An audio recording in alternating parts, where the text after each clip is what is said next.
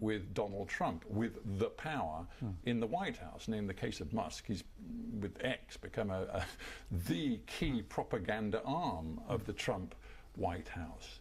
Why is there this lineup of power and technology right now in America, and how dangerous could that be? Because you're not part of this. In fact, you swim against that tide. So I think there's two different challenges here. One is, I do think it's the responsibility of any industry, including the tech industry, to be responsive to democratically elected governments. The administration is democratically elected, and so every industry should be responsible. So the fact that a bunch of tech leaders are being responsive is I think, democracy as it functions. Now, there's a separate question about how the government itself is operating. And the government operating, I would like it to actually, in fact, be more consultative to the kind of set of considerations that go into a government. So, for example, one of the ways that a corporation and a government's different is I can take a risk with a corporation and the corporation can blow up, and that's a problem for employees and shareholders and so forth, but isn't necessarily a problem for society.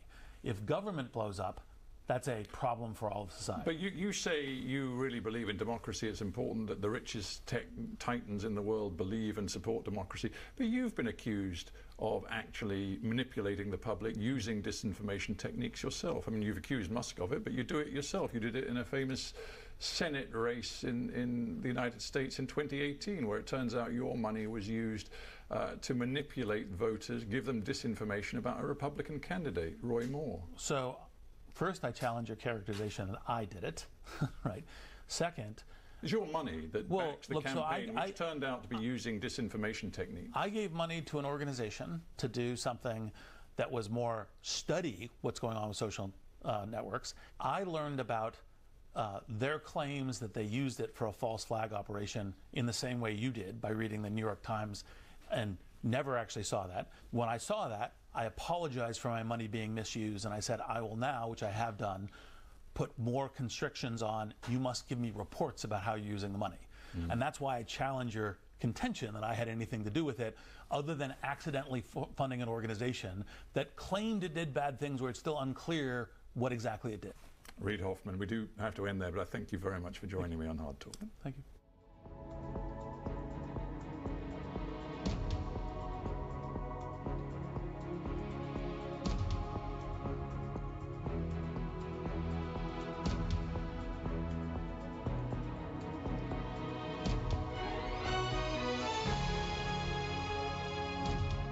That was Hard Talk. I'm Saroja Coelho. You're listening to CBC Radio 1. Have a great day.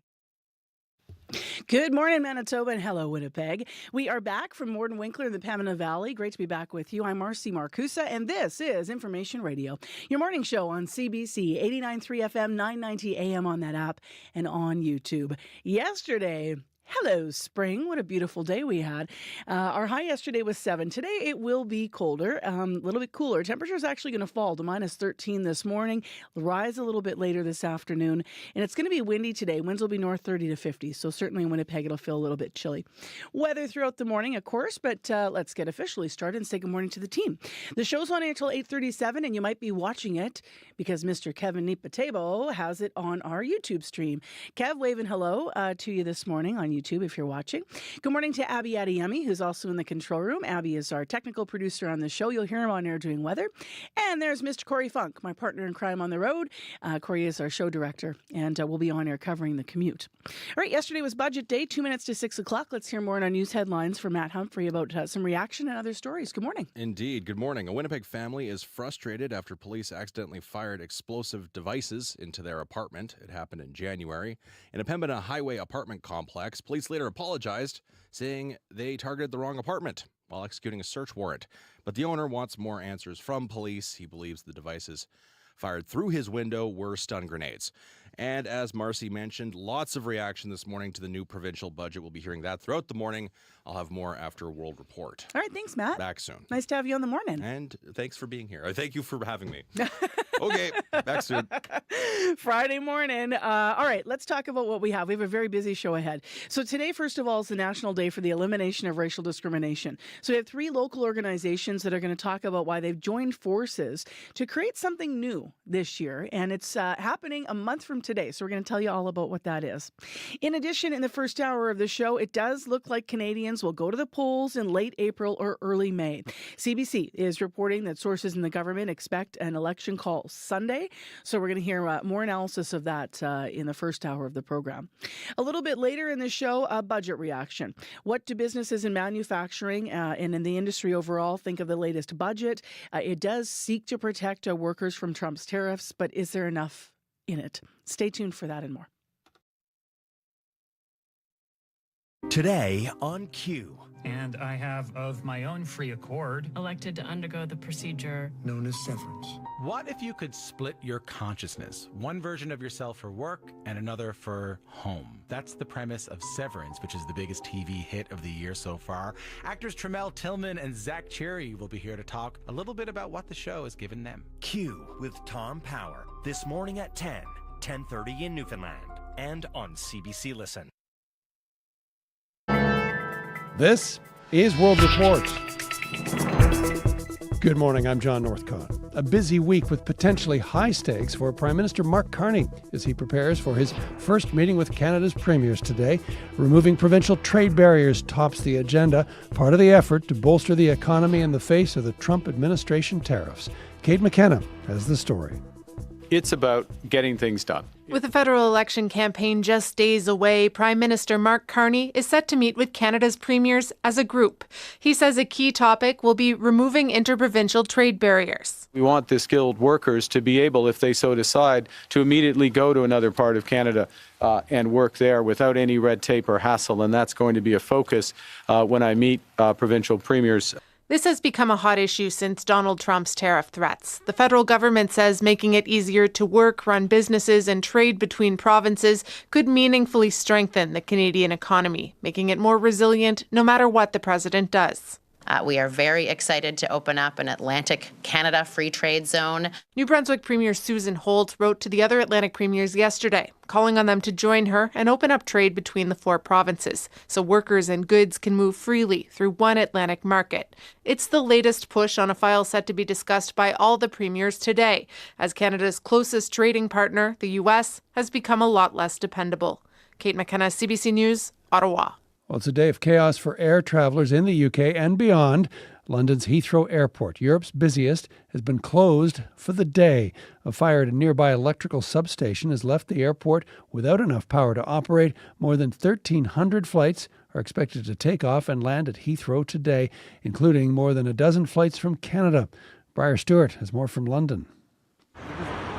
The fire broke out late last night at an electrical substation just a few kilometres from Heathrow Airport. Suddenly there was this huge bang and the house just shook. Vanuka Sinclair lives nearby and is one of about 150 people who had to be evacuated from their homes.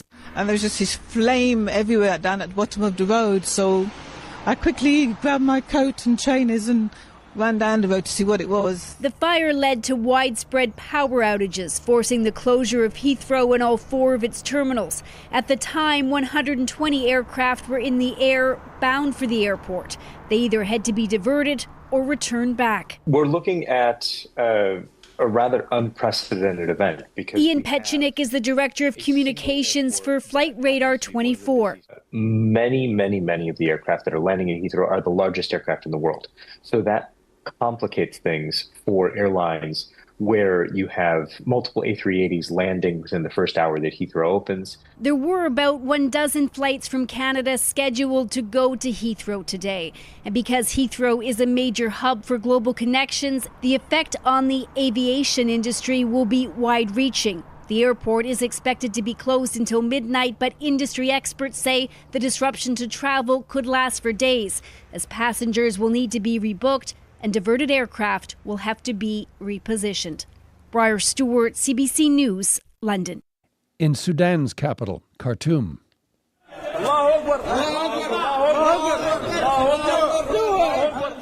Sudanese army personnel celebrating inside the presidential palace. It was the last heavily guarded bastion of rival paramilitary forces in the capital after almost 2 years of fighting. The seizure of the palace represents a major symbolic victory for Sudan's military, but it doesn't mean an end to the war. The paramilitary Rapid Support Forces still hold territory in Sudan's Darfur region and elsewhere. It's been a second night of protests in Turkey over the arrest of Istanbul's popular mayor. Ekrem İmamoğlu was detained over allegations of corruption and terror. But his supporters say it's a political ploy to keep him from running for president. Dorian Jones has the latest. In freezing conditions, tens of thousands of people protested for a second night outside Istanbul's City Hall over the arrest of the mayor Ekrem İmamoğlu. Addressing the crowd, Özgür Özel, leader of the main opposition, Republican People's Party, said İmamoğlu's arrest was a coup and called for the people to take to the streets. This is not the time for politics in rooms and halls, but on the streets and the squares, he says.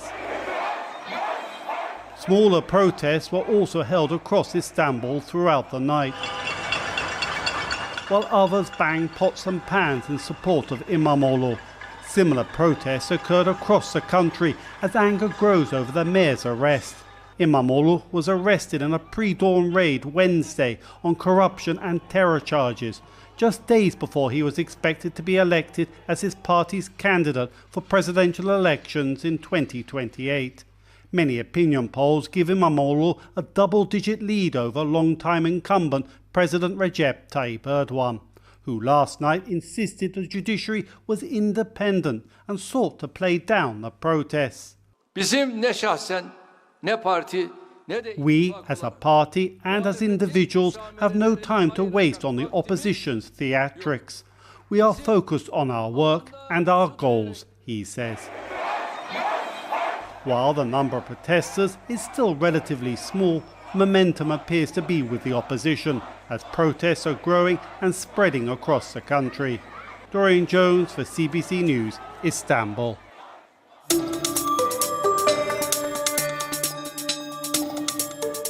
A family in Alberta is sharing their story about an online network of predators targeting children. Since the Fifth Estate first reported on this group known as 764 last year, the RCMP has issued a safety advisory. But this family says their story went unheard by RCMP when they reported it back in 2021. The Fifth Estate's Ioana Remiliotis has this investigation and a warning: the story contains details of sexual assault, suicide, and graphic content. Trinity was 14 when she stumbled into a 764 chat room. 764 is a satanic neo-Nazi online network of extremists preying on vulnerable children. Within weeks, Trinity told us she was groomed and exploited by at least a dozen members who coerced her into sharing sexually explicit images and to cut herself. For the family's safety, we are only using first names. I look in the mirror now and I still see that engraved in my chest. I really wish it wasn't there. Trinity says as the manipulation deepened, she was pressured to kill her pets and her mother. After attempting suicide, Trinity reported the abuse to the RCMP in Red Deer in 2021. But it would take 3 years before her family felt heard, and only after the FBI came to Alberta to speak to Trinity. Her mom, Maria, feels the police here let them down. Maybe they didn't take it serious that way because she was the one holding the knife, but it should have been taken serious. RCMP acknowledges it is catching up with the threat and issued a public safety warning about 764 last August. The Mounties say the threat is moving offline and why the group is now classified as a terror threat. As for Trinity, time and therapy is helping, but no one has been held accountable for her abuse. Ioana Remiliotis, CBC News, Toronto. And finally, our colleagues at CBC Marketplace are known for helping to expose scams. They've been doing it for years, and now they're taking the fight to the scammers by establishing a fraud-fighting centre with several of the biggest names in scam busting worldwide. David Common now on the exclusive joining of forces he won't see anywhere else. You're hearing the scammers in your headpiece right now. I am, yep. In a room filled with screens and software used to infiltrate scammer networks, top scam buster Jim Browning has identified a threat. It looks like this scammer is able to see the victim's computer and they've logged into their bank account. How much money is in that bank account? On one account alone, there's nearly 250,000.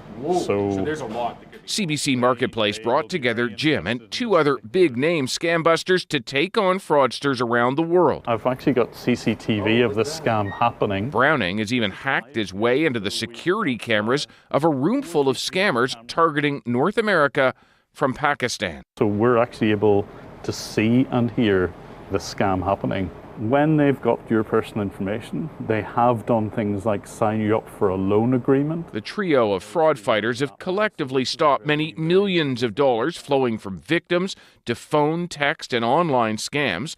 Good guys in a world filled with fraudsters. It's hard to keep up, but it doesn't slow them down from trying and often succeeding. David Common, CBC News, Toronto. And that is the latest national and international news from World Report. Remember, for news anytime, go to our website, cbcnews.ca. In fact, one of the top stories on the site this hour, read you the headline, we partner with world-renowned scam busters to create our own fraud-fighting call center. That story, more from David Common. I'm John Northcott. This is CBC News.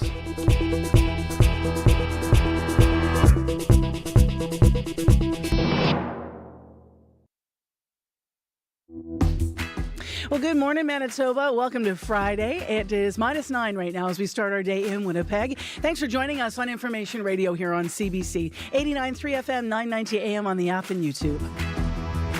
Well, we are going to be talking today about the fact that it is also, beyond being Friday, March 21st, the National Day for the Elimination of Racial Discrimination.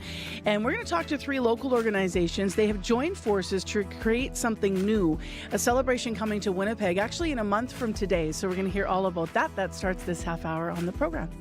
In addition, this half hour, we have our medical column, Dr. Raj Bardwaj. Usually it's earlier in the week, but as you, if you're a regular listener, you know that we were out of town.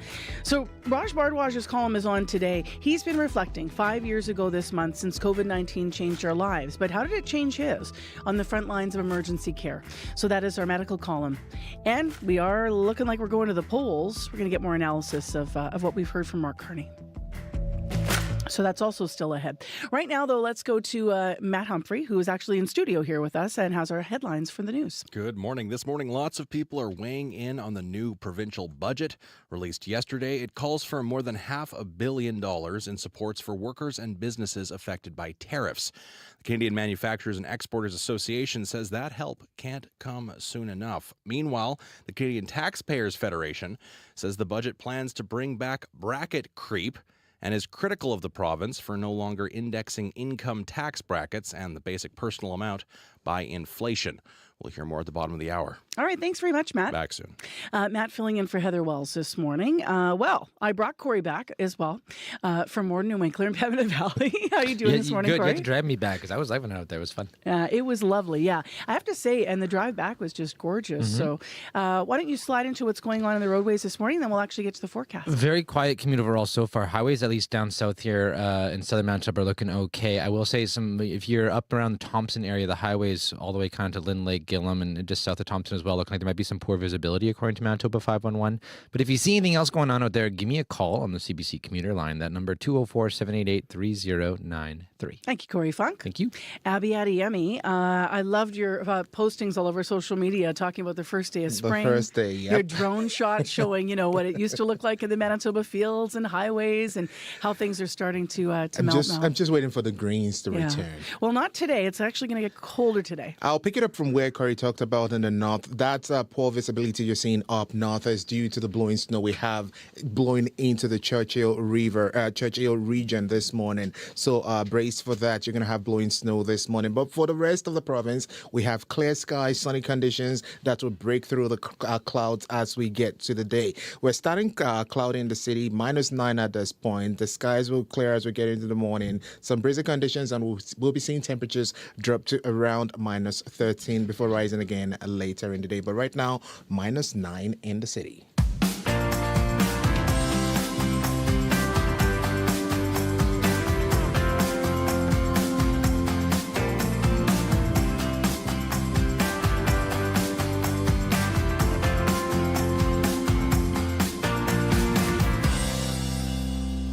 Well, as I mentioned, today is the National Day for the Elimination of Racial Discrimination, and we do have 3 organizations joining us via Zoom. They're taking a moment to announce something new. It's a multicultural event. It's coming to Winnipeg this summer. You might be familiar with Nija Market Day. Now, that's a Canadian event modeled after a traditional Nigerian open-air market. But this year, that event's expanding into multicultural market days. So this is a celebration that is aimed at bringing African and Asian communities locally together through music, food, sport, and traditions. We're going to hear more about that. Gode Katembo is with the Canadian African Cup of Nations and joins us via Zoom. Good morning to you. Morning. Thank you for having me. Thank you for being with us. As well, Lourdes Faberes is with Food Trip Market. Good morning to you, Lourdes. Good morning. It's a pleasure. And also with us, Abiodun Adeyutu with the Niger Market Day and joins us via Zoom as well. Hello there. Good morning. We're busy on Zoom today. So, Abiodun, you obviously, Niger Market you've done in the past. What made you want to sort of think about making this a bigger event? I mean, myself and Lourdes and Bumi and Gode, we came together and we thought about making it something bigger. Again, today is the National Day for the Elimination of Racial Discrimination, and we thought, how can we bring communities together in one spot, in one arena? And we know sports usually would unite people, and same thing with the market. Having the Asian market, the African market, and really bringing everybody within the Winnipeg and Manitoba region together brought the idea of the multicultural market maze. And we thought it was good to, announce this today and share with a larger audience.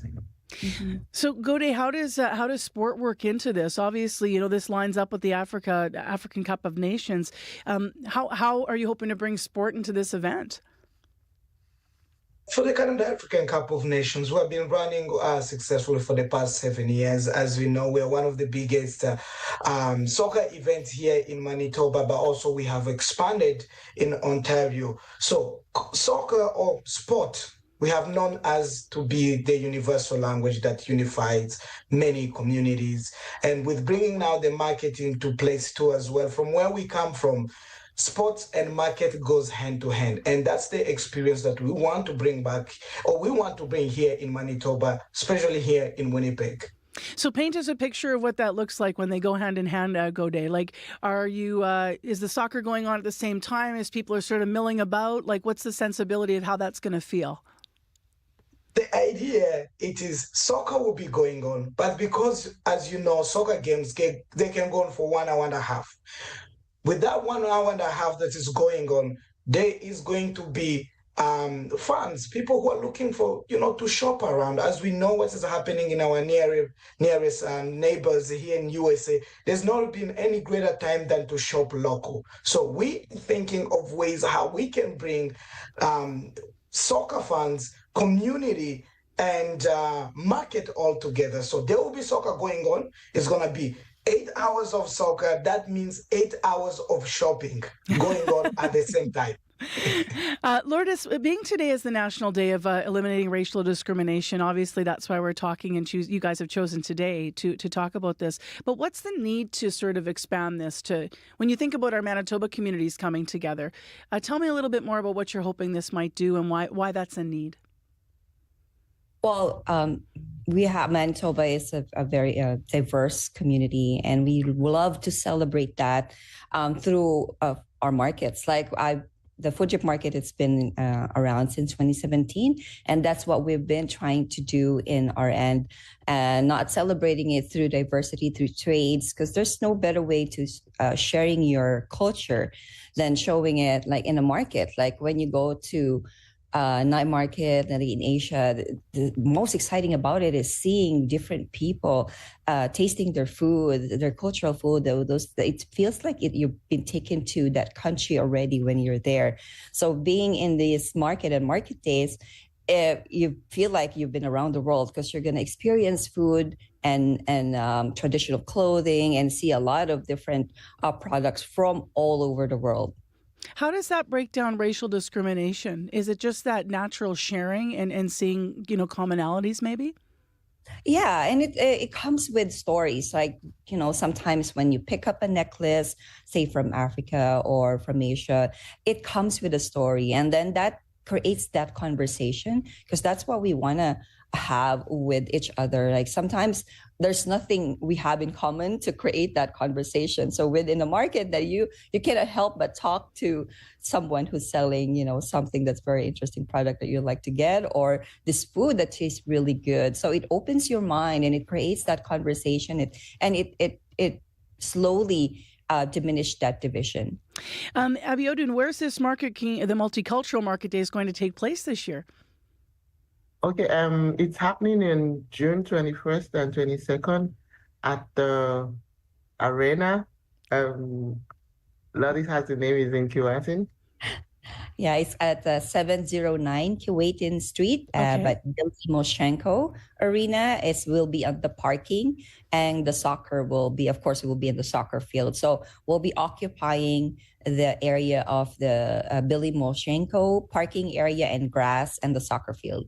I want to ask you, Abiodun, I know you were recently recognized at the legislature for your work with within your community. Can you tell us a little bit about what that was like for you? Oh, I mean, it was very nice to have been recognized by, the legislature for, the work we are doing in the community, especially in bridging the gap between cultures and between people, trying to connect, different individuals together, just so that we can have a world where really color is not a barrier, your language is not a barrier, what you look like is not a barrier.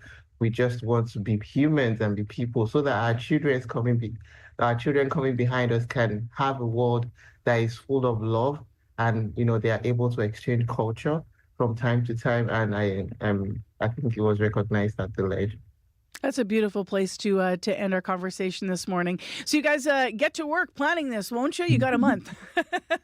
Thank you all for being up early with us and sharing on CBC what your plans are on this special day. Appreciate it. Thank you.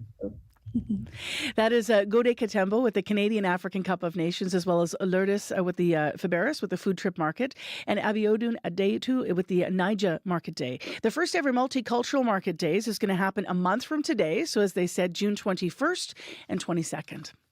The United States has been ripped off. The stories that matter. Canada will be responding As they happen. We must put Canada first. At home and around the world. We don't need the products that they have. And what they mean to you. For news you can trust. We're coming to you live. Stay with CBC News. 6:21 is the time right now. Let's move to our medical column this morning. As we mentioned, Corey and I were in Morden Winkler and off the show this week. So I had a conversation with Dr. Bardwaj earlier in the week, and we just sort of held it so we could lean into it today. This month, as you may have been hearing, does mark 5 years since the World Health Organization declared COVID-19 a pandemic. Things changed so strikingly here and around the world. And through that time, Dr. Raj Bardwaj was sort of guiding us. We thought it would be interesting this week to talk to him and ask him to reflect on how things have changed for him. And in hindsight, what he's learned. Here is a little bit of our conversation. Good morning, Marcy. So what goes through your mind when you think to the start of this? I mean, it's like snapshots on the wall, like I remember the uncertainty at the start of it all. I remember the breakneck speed of new discoveries. And I remember trying to drink from the fire hose of information, not just like on the news every night, but on Twitter, which was fantastic for information at the time. I remember, people hoarding toilet paper and then hand sanitizer, and then we didn't have enough masks and stuff in the hospital. But I remember also sort of waiting for the other shoe to drop, because at the beginning we were kind of lucky. We saw what was happening in other countries, and we were learning from that. So China, Australia, Italy, even the US, and we were learning from their experience. But it was scary. It was scary because, they had overwhelming surges, and their hospitals were running out of room, and they were running out of oxygen, and then they were running out of healthcare workers because they were getting infected and ending up as patients themselves. And I remember the time when the penny dropped for me. I was sitting at a live show at a pub, and I happened to look down at Twitter, and I saw that Australia had recommended locking down Sydney. And I thought I was going to barf, because all of a sudden it became really real. And I felt like this is it. This is the other shoe dropping kind of thing. And whatever little control I thought I had was completely gone. How and when did that feeling, that lack of control feeling, change for you? I mean, I think it changed really gradually for me. I mean, in the early days, we were doing all this prep work and waiting for that other shoe to drop. We were learning about the infection. We were planning on how to keep people safe and, how are we going to divide the department up into, people with COVID symptoms and people without COVID symptoms. And what if somebody had a broken leg and COVID, like then what do we do kind of thing. I remember practicing all sorts of scenarios around that. I remember, washing my groceries and not taking my clothes home from work and showering at work before I left because I didn't want to take this home to my family. But then that changed slowly, at the beginning with the vaccines. Like vaccines were available within a year, and that still blows my mind. And that was a huge turning point for me, but it wasn't the off-ramp that I really hoped that it would be. And then we were doing pretty good. We were doing pretty okay until the Delta variant came out in the summer of 2021, and then, Omicron at the end of 2021. But then also we were getting rapid test kits, and, the vast majority of Canadians were double vaxxed. And antiviral treatments were starting to be approved for the people who did end up in hospital.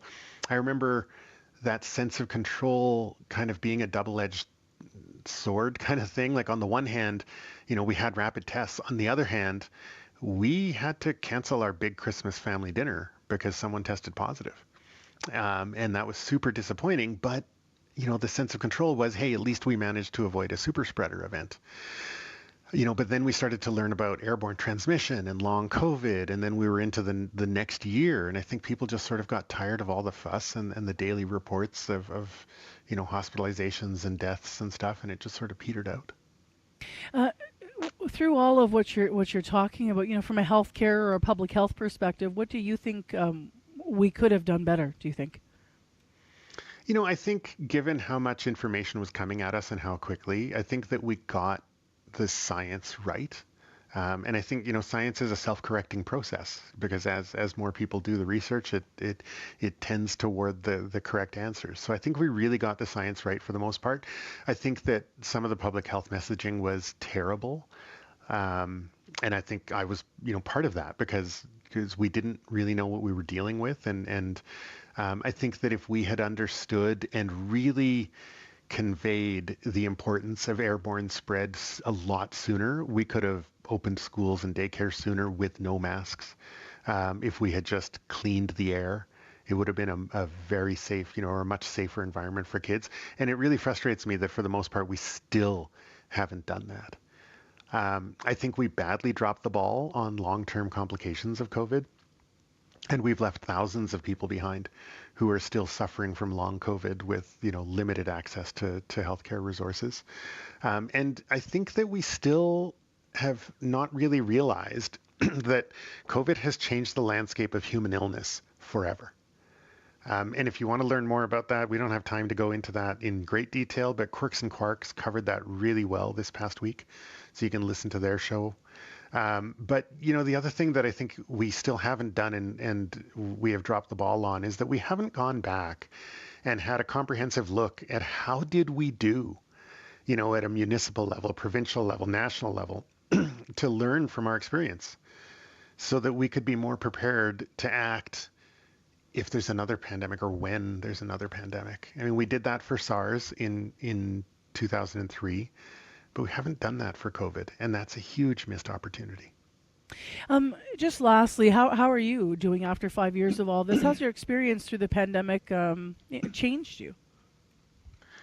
I think two or three things. I mean, it changed me because I'm way less active on social media now, partly as a direct result of being harassed, partly as a I've put up some guardrails in terms of my work-life balance. And social media was really sucking a lot of energy that didn't seem to be useful anymore, partly because social media doesn't seem useful anymore in terms of the information sharing and stuff that it really was helpful for at the beginning. I think, I don't know if you would agree, but I think it forced me to be a better communicator and to more readily admit when I don't know something or when science as a whole doesn't know something. But the biggest thing I think is that I've seen all the different ways that people suffered through that pandemic, through the last 5 years, and that's made me more sympathetic to where people are in their journey. And remember, everybody was like, "Oh, we're all in the same boat." Very quickly, I think we realized that we're not all in the same boat. We're in the same storm on different boats. And I think that has driven my sympathy way up to understand that people have different journeys that they're on. But also, I feel super privileged and humbled to be able to do this service and to have people listen and hopefully, for the most part, trust me to be one of the guides through all of the chaos. I feel the same way, especially with that, doing the best you could in the moment, but also acknowledging where it, where either the ball was dropped or you, in hindsight, wish you would have made a different decision maybe around something communicating and, and still feeling privileged to be where we are. So thank you very much for the reflection. Really appreciate it. Thanks, Marcy. That's our medical columnist, Dr. Raj Bhardwaj, reflecting on 5 years since COVID. It is right to now time to almost get to the news at 6:30. I'll just mention here, if you need us in the drive, 788-3093 on the morning commute. If you have any issues, call Corey. Right now looking pretty good. And we have business news coming up. Can you guess what we're going to talk about? Prime Minister Mark Carney says he's going to eliminate the GST for some first-time home buyers. We're going to hear more about that. And we're all going to continue to talk about housing affordability as well. So stay tuned. That is all coming up right after your CBC Winnipeg News. This is CBC News. At 6:30, we're at -9 degrees with partly cloudy skies over downtown Winnipeg. Good morning. I'm Matt Humphrey. A Winnipeg man is traumatized after explosives were mistakenly launched into his condo during a police operation in January. Saeed Avami was on the phone with his friend that morning when he heard an explosion and shattering glass. He says police later told him they targeted the wrong apartment window with what he believes were stun grenades. The explosion was so loud and horrible that my friend thought that it was an earthquake. Avami says while police apologized and officers later met with him and his wife, no follow-up emails got answered. He finally received a response Wednesday after CBC contacted police for comment multiple times. Police say they were executing a warrant when the incident happened and a full review is underway. The new provincial budget calls for almost $500 million to support workers and businesses affected by tariffs. It's welcome news for the Canadian Manufacturers and Exporters Association. Terry Shaw says some workers have already been laid off, and he says more layoffs are looming at a local steel manufacturer, with 70 out of 100 workers being targeted. Industry is hurting now. Certainly some companies are, and so to see some supports today helping those industries is something we've been in conversation with the government on. They've been very engaging. We just haven't seen a formal response yet, and so we're awaiting that. Shaw says businesses now need to know what they must do to qualify for that provincial help. Meanwhile, at least one expert in economics believes the province is being too optimistic about how much it can generate in income tax and retail sales tax revenues. The budget predicts income tax revenues will rise by 8%. Retail sales tax revenues are projected to climb by more than 6%. Conservative MLA for Midland, Lauren Stone, doesn't think that is realistic. When Manitobans are stretched, they spend less into the economy. And right now, we're seeing the NDP take more money out of the pockets of Manitobans. We're seeing education, property taxes increase to double-digit numbers. Stone also worries a contingency spending to allow for the effect of tariffs could turn into a slush fund for the government. Prime Minister Mark Carney is expected to hold a first ministers' meeting today. The meeting with premiers was hastily arranged for this afternoon in Ottawa, and during that meeting, Saskatchewan Premier Scott Moe is planning to put Chinese tariffs on canola oil and meal on the table. Beijing imposed the tariffs in response to Canadian levies on Chinese-made electric vehicles, steel, and aluminum. The effect of those tariffs from China are being felt by Manitoba growers. Turning to international news, Israel is expanding its military operation on the ground in Gaza as Hamas militants said they fired rockets toward Tel Aviv.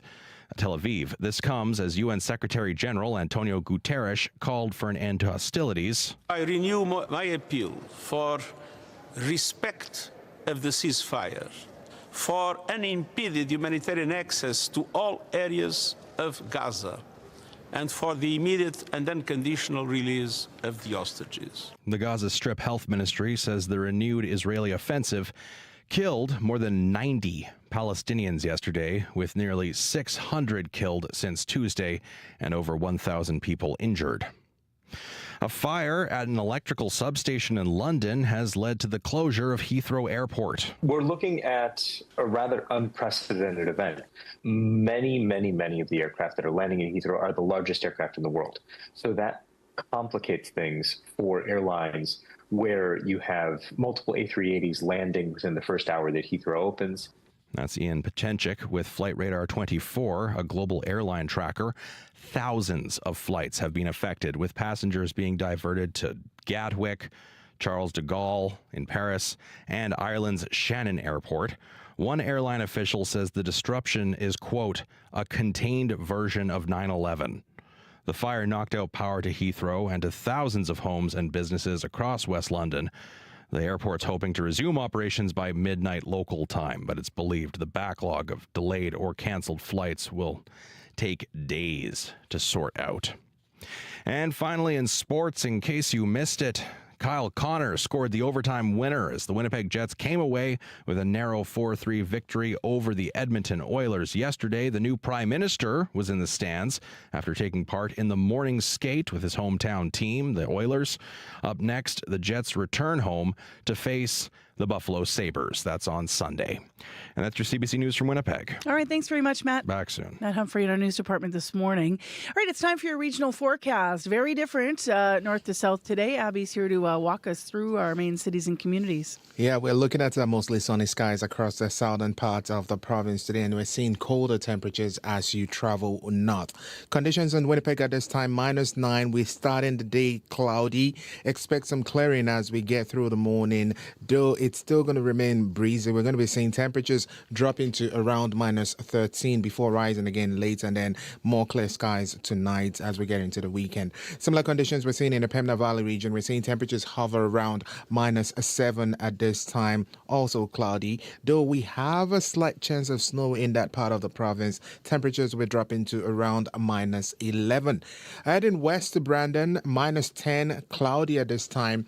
We will see a mix of sun and clouds in the Westmont region today, becoming cloudier as you get into the day. Light breeze will pick up. Highs will be around 2 degrees, though the wind chill makes it feel colder for folks there.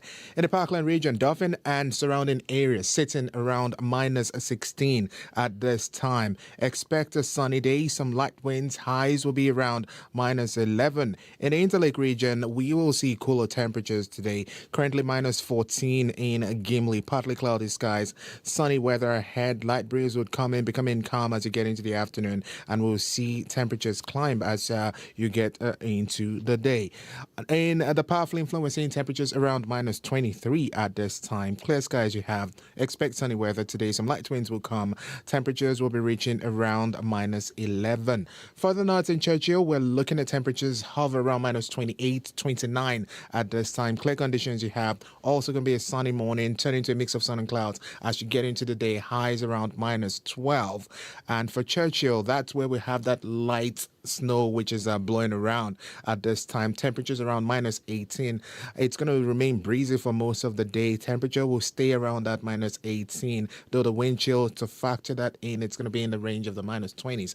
But it's just that blowing snow that might be affecting your commute as you get into the day. Tonight, you're going to see that wind chill reach -32. So across board, Marcy, we're looking at sunny skies in the south and some colder temperatures as you travel north. All right, thanks, Abby. Thank you. Corey Funk, how's the commute? Very quiet commute overall. Haven't heard of any major issues. Highways are looking all right in the south. But if you are wondering, I know, Matt, in the news there, we were just hearing about the issues at Heathrow. And if you're wondering if that's having any sort of residual effects here in Winnipeg, so far I was just kind of scanning arrivals and departures at the Winnipeg airport, and actually everything more or less seems like it's on time so far. So I haven't heard of any major issues here in terms of flight traffic. But if you see anything going on out there on the roads, on the highways, bike lanes, sidewalks, which I can say are slippery. I did slip on the way into this morning. Okay. I actually scraped my knee a little bit. Oh. Yeah, I know. So those puddles are now ice. So look out for that. Give me a call on the CBC commuter line, 204-788-3093. We do have first aid kits here at Oh, CBC yeah, if you need a Band-Aid. that might be handy. Yeah. I had a little slip this morning as well. I didn't go down, but a good reminder for sure. All right, let's get into business news now. Neil Kumar is in for Crystal Lee again this morning with our report. Good morning, Neil. Good morning. So Prime Minister Mark Carney says he's going to eliminate the GST for some first-time home buyers. What more do we know about it? Yes, this is all in an effort to address the housing crisis, as Carney has decided to eliminate the goods and services tax for first-time home buyers. He says the tax cut will be applied to all new and substantially renovated homes at or under $1 million. And of course, this promise from Carney will only become a reality if his Liberal government is elected in the next federal election. Eliminating the GST will allow Canadians to face lower upfront housing costs and keep more money in their pocket. It will also have a dynamic effect on increasing supply, which stimulates the construction of new homes across the country. And while we're still on the topic of housing here, there's a good sign, as one economist says at least, that affordability did improve last year. That's right. And National Bank economist Kyle Doms also says that trend is expected to continue into this year. He is the author of the National Bank's latest Housing Affordability Monitor that was released yesterday. It also reports that affordability conditions increased in the fourth quarter of last year, marking the fourth consecutive quarter of improvement. Although Dom said he expects affordability to continue to improve in 2025, he also says that it will take some time to fix imbalances in Canada's housing market. According to the report, home prices rose 1.25% in the fourth quarter of last year compared to the previous quarter. Benchmark mortgage rates also declined by 15 basis points, and during that time, median household incomes rose 1.1%. And finally, to the business of sports, a prominent basketball team that's coming off a championship run has been sold for a record-breaking price. How much? That is correct, as the 2024 NBA champion Boston Celtics have been sold for $6.1 billion. Wow. This is a franchise that is one of the most successful in league history, as the team has won 18 championships. The investor group behind this acquisition is led by William Chisholm, who is a billionaire that amassed most of his wealth from private equity. The group also includes Rob Hale, a current Celtics investor, and Bruce Beal Jr., who is the president of real estate giant related companies. The Celtics deal is the largest in the NBA. Also, this deal is a U.S. Major League sports record, bypassing the $6.05 billion deal for the NFL's Washington Commanders in 2023 and the $4 billion purchase of the NBA's Phoenix Suns in 2023. What's up in the markets this morning, Neil? So in Europe, markets move lower in early trading, with travel stocks leading losses due to the complete shutdown of Heathrow Airport in London. Germany, UK, and France are all down. In Asia, markets are trading mixed. Japan, Shanghai, and Hong Kong are all down. Oil is down 26 cents to $67.79 U.S. per barrel. Gold is down $4.80 to $3,039 U.S. per ounce. And the Canadian dollar is up 0.06 cents to 69.8 cents U.S. I have to reword that question. Hey, I should say, how are the markets looking? Because when I say what's up in the markets, it sounds like I'm just asking you to tell us what's gone up. I also need to hear what's gone down. Right. All right. You take care. Thank you very much. Have a good morning. Thank you.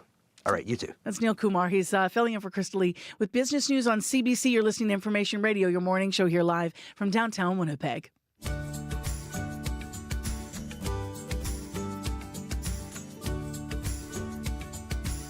6:42 a.m. It is -9 in Winnipeg. It's clear right now. Winds are north gusting at 36 kilometers per hour. They're going to stay from the north gusting to about 50, so that'll make it feel a little bit cold today. In fact, our temperature is expected to fall today to -13 and then rise a little bit by the end of the day. So we'll see where we land by the end of this Friday. Well, next in the show, a bit of music. We're leading into the Juno Awards. They're coming up from Vancouver on March 30th.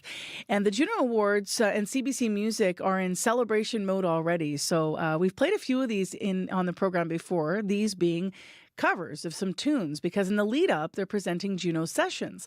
So this series has an emerging musician cover a tune by an artist who has previously won a Juno Award for Songwriter of the Year.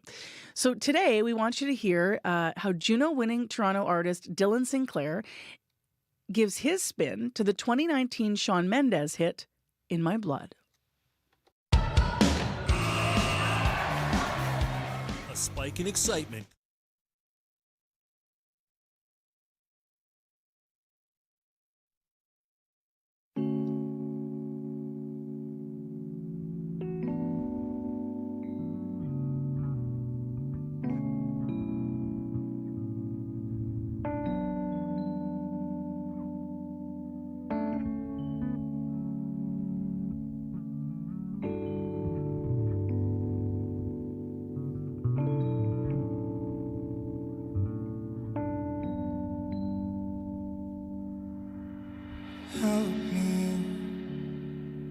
Feels like the walls are caving in. Sometimes I feel like giving up, but I just can't. It isn't in my blood. I'm laying on the bathroom floor, I'm feeling nothing. I'm overwhelmed and insecure. Give me something I could take to ease my mind slowly. Just have a drink and you'll feel better. Just take her home and you'll feel better. Keep telling me that it gets better. Does it ever? Help me. Feels like the walls are caving in. Sometimes I feel like giving up. No medicine is strong enough. Someone help me. Crawling in my skin. Sometimes I feel like giving up, but I just can't. It isn't in my blood.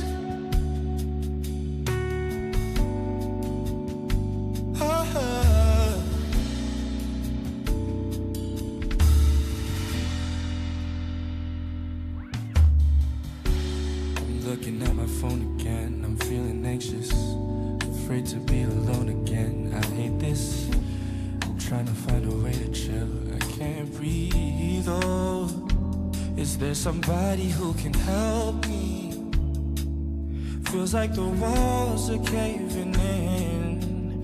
Sometimes I feel like giving up. No medicine is strong enough. Someone help me.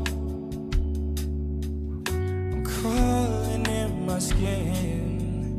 Sometimes I feel like giving up, but I just can't. It isn't in my blood. Oh, it isn't in my blood. Oh, somebody help me now. Somebody help me now. Somebody help me out. I need somebody now. Help me. Feels like the walls are caving in. Sometimes I feel like giving up, but I just can't. It isn't in my blood. Oh, it isn't in my blood. Oh, I need somebody now. I need somebody now. Somebody help me out. I need somebody now. It isn't in my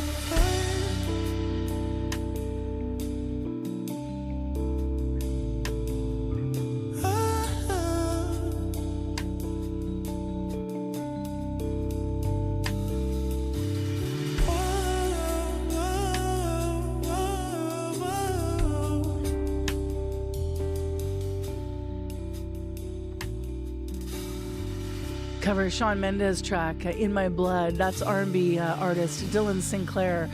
For video of the in-studio performance, cbcmusic.ca/Junos. It's pretty, eh? 13 minutes to 7 o'clock on your Friday morning on 89.3. I'm Marcy Marcusa. This is CBC. Well, spring is officially here. CBC's Gwyneth Egan caught up with some folks to find out what they're looking forward to this spring. We like to do a lot of outdoor stuff. Yeah, getting the kids outside to play more. We have a trampoline, so they play on the trampoline. Just biking, soccer, just anything to get their energy out. We will miss the winter ODRs, though, the outdoor rinks. Playoffs. Hockey and basketball playoffs. Yeah! Should be fun. March Madness. Yeah! And who's your team this season? Leafs every year, of course. Oh, yeah! Oh, yeah! Is there anything you're looking forward to with the springtime coming?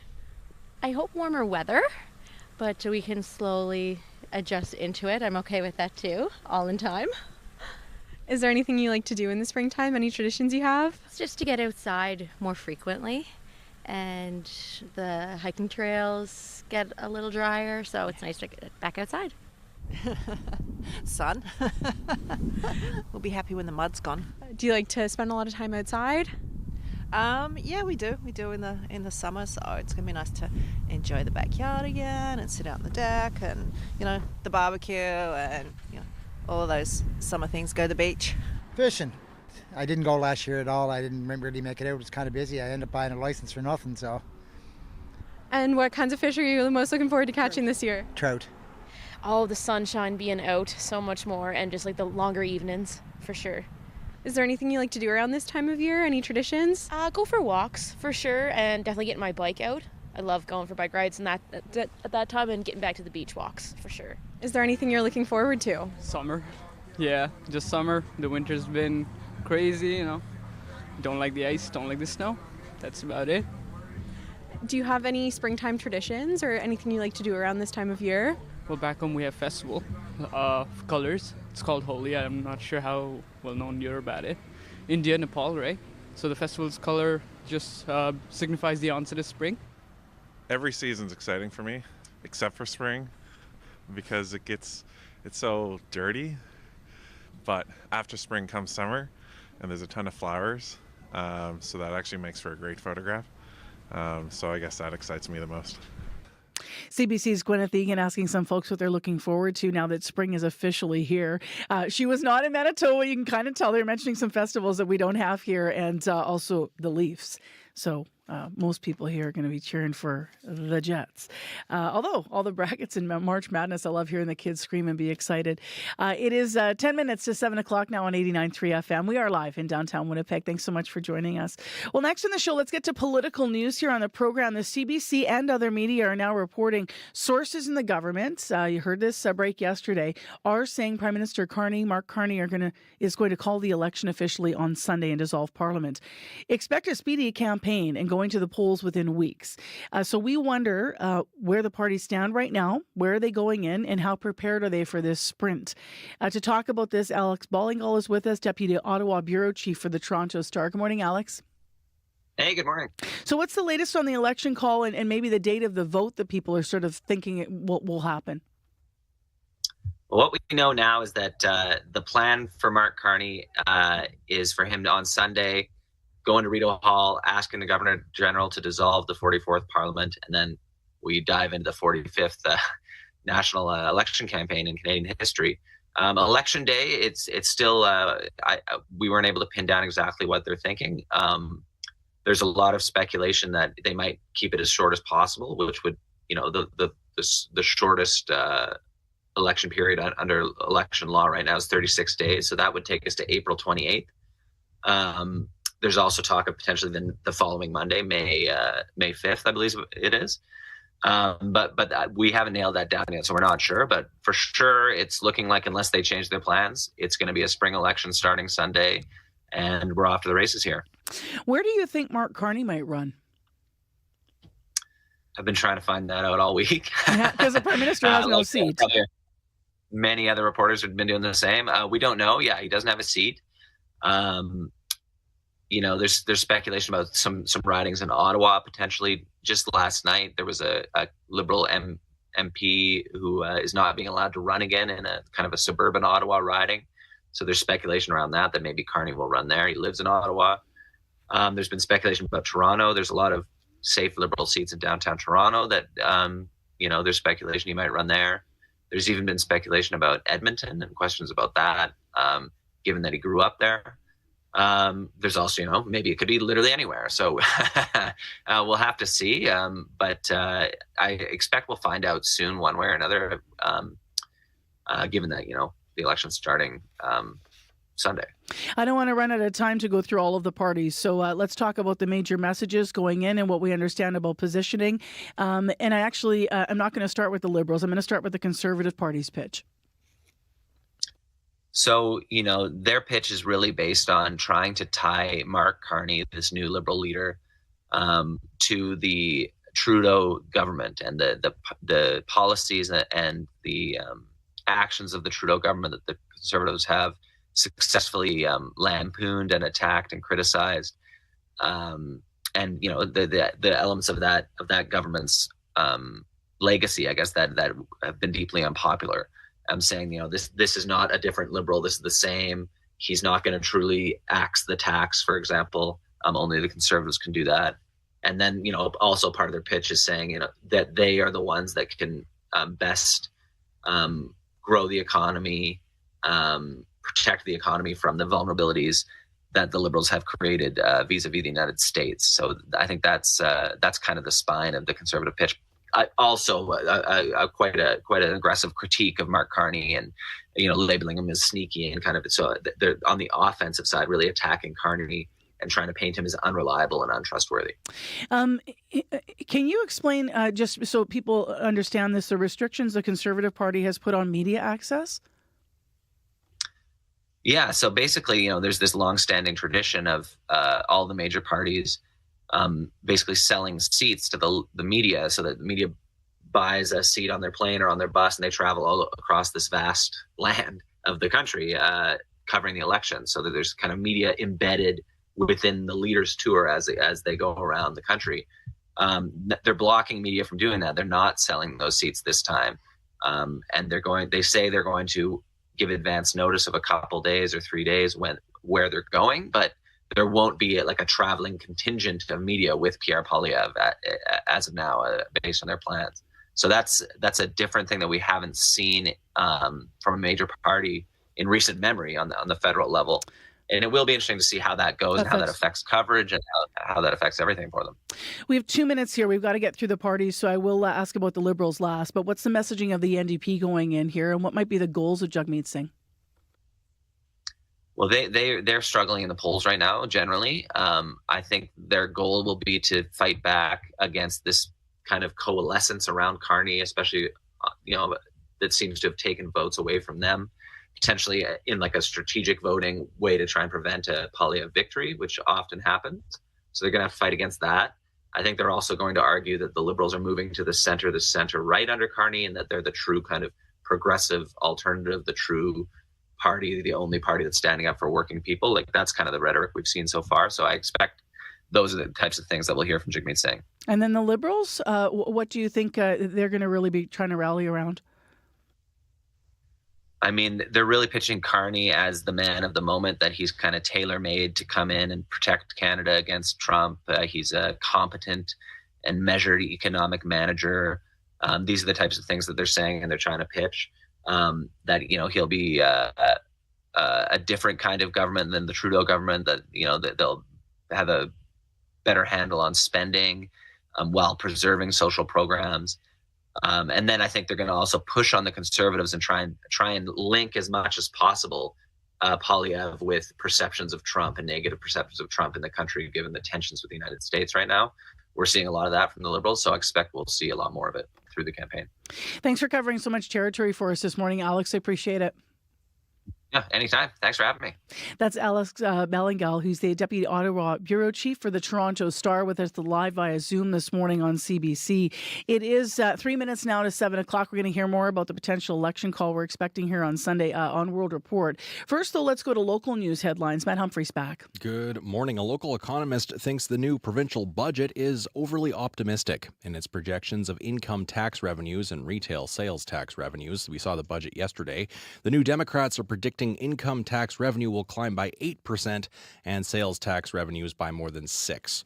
We'll hear more after World Report. All right, thanks, Matt. Back soon. It is -9 in Winnipeg. Clear sky. Today the temperature will fall, though, to -13. The winds north 30 to 50. So it's going to be a chilly day. You're going to want to bundle up a little bit more, especially compared to yesterday. The morning commute, if you see any problems, please call us, 788-3093. There's a major international commuting problem. Heathrow is shut down today. So we're going to hear more about that on World Report. Corey just checked our airport just in case things might be affected, and so far everything looks like it's normal at our airport here in Winnipeg. In the commute otherwise, though, as I mentioned, 788-3093. If you've got any issues we should pass along, please let us know. Still ahead on the program today, we have our monthly interview with Mayor Scott Gillingham. The mayor wants people to be in the office full-time, in person. The city's also proposing record high property tax increases, and the provincial budget, as Matt said, just announced yesterday. So we're going to put all of that and more to the mayor. What did he need in the budget? Did he see what he needed for the city in the budget, for example? And we're going to ask him to elaborate on his desire for people to be in the office in person. So I know that was in the news this week. So that's the next hour of the show. He's here live in studio around 7:45. In addition, we're going to meet a Winnipegger who loves public transit so much, he dedicated an Instagram to his favorite bus route. Number 55, baby. We're going to talk to him all about that, so stay tuned. And right after 7 o'clock, still staying with the provincial budget, there are measures in it to protect businesses subject to U.S. tariffs. But will they work? And are they enough? And is there enough detail in the budget? We're going to get some reaction to that, so stay tuned. It's all still ahead on Information Radio. I'm Marcy Marcusa with Kevin and Corey and Abby behind the glass this morning. Stay with all of us, please, and we'll be back after World Report.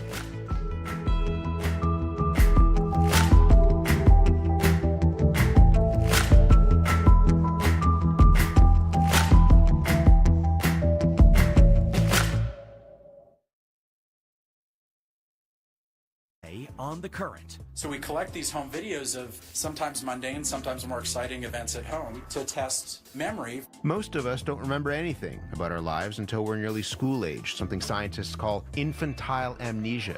Now, researchers are scanning babies' brains and gaining insights on how memory works. That's coming up on The Current. The Current with Matt Galloway. This morning at 8:37, 9:07 in Newfoundland.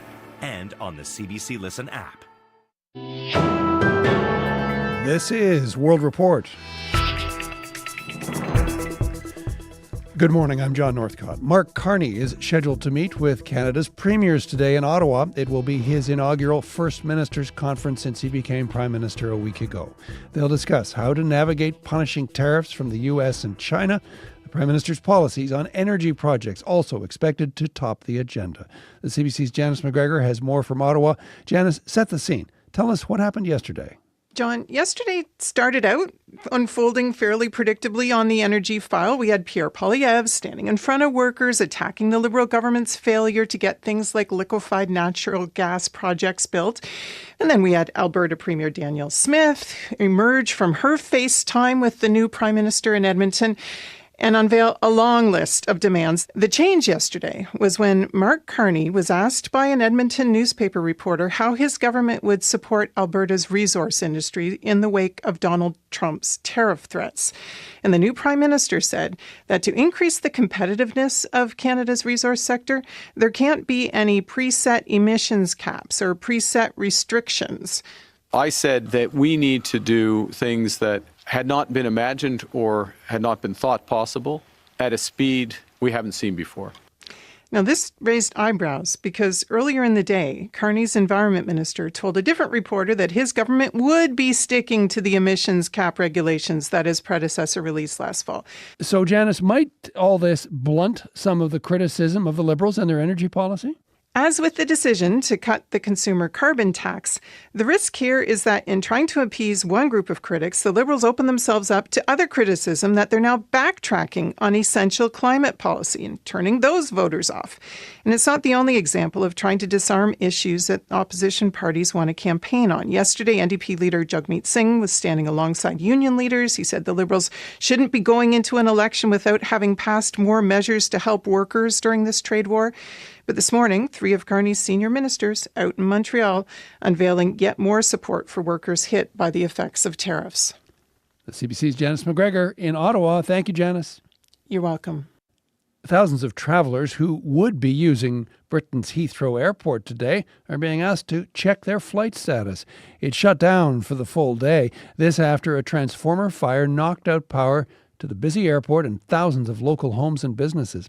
Here in Canada, officials at Toronto's Pearson Airport say all flights scheduled to arrive from Heathrow have now been cancelled. Briar Stewart has more from London. The fire broke out late last night at an electrical substation just a few kilometres from Heathrow Airport. Suddenly there was this huge bang and the house just shook. Vanuka Sinclair lives nearby and is one of about 150 people who had to be evacuated from their homes. And there's just this flame everywhere down at the bottom of the road, so I quickly grabbed my coat and trainers and ran down the road to see what it was. The fire led to widespread power outages, forcing the closure of Heathrow and all 4 of its terminals. At the time, 120 aircraft were in the air bound for the airport. They either had to be diverted or returned back. We're looking at a rather unprecedented event because Ian Petchenik is the Director of Communications for Flight Radar 24. Many of the aircraft that are landing in Heathrow are the largest aircraft in the world. So that complicates things for airlines where you have multiple A380s landing within the first hour that Heathrow opens. There were about 1 dozen flights from Canada scheduled to go to Heathrow today. And because Heathrow is a major hub for global connections, the effect on the aviation industry will be wide-reaching. The airport is expected to be closed until midnight, but industry experts say the disruption to travel could last for days, as passengers will need to be rebooked and diverted aircraft will have to be repositioned. Briar Stewart, CBC News, London. In Sudan's capital, Khartoum.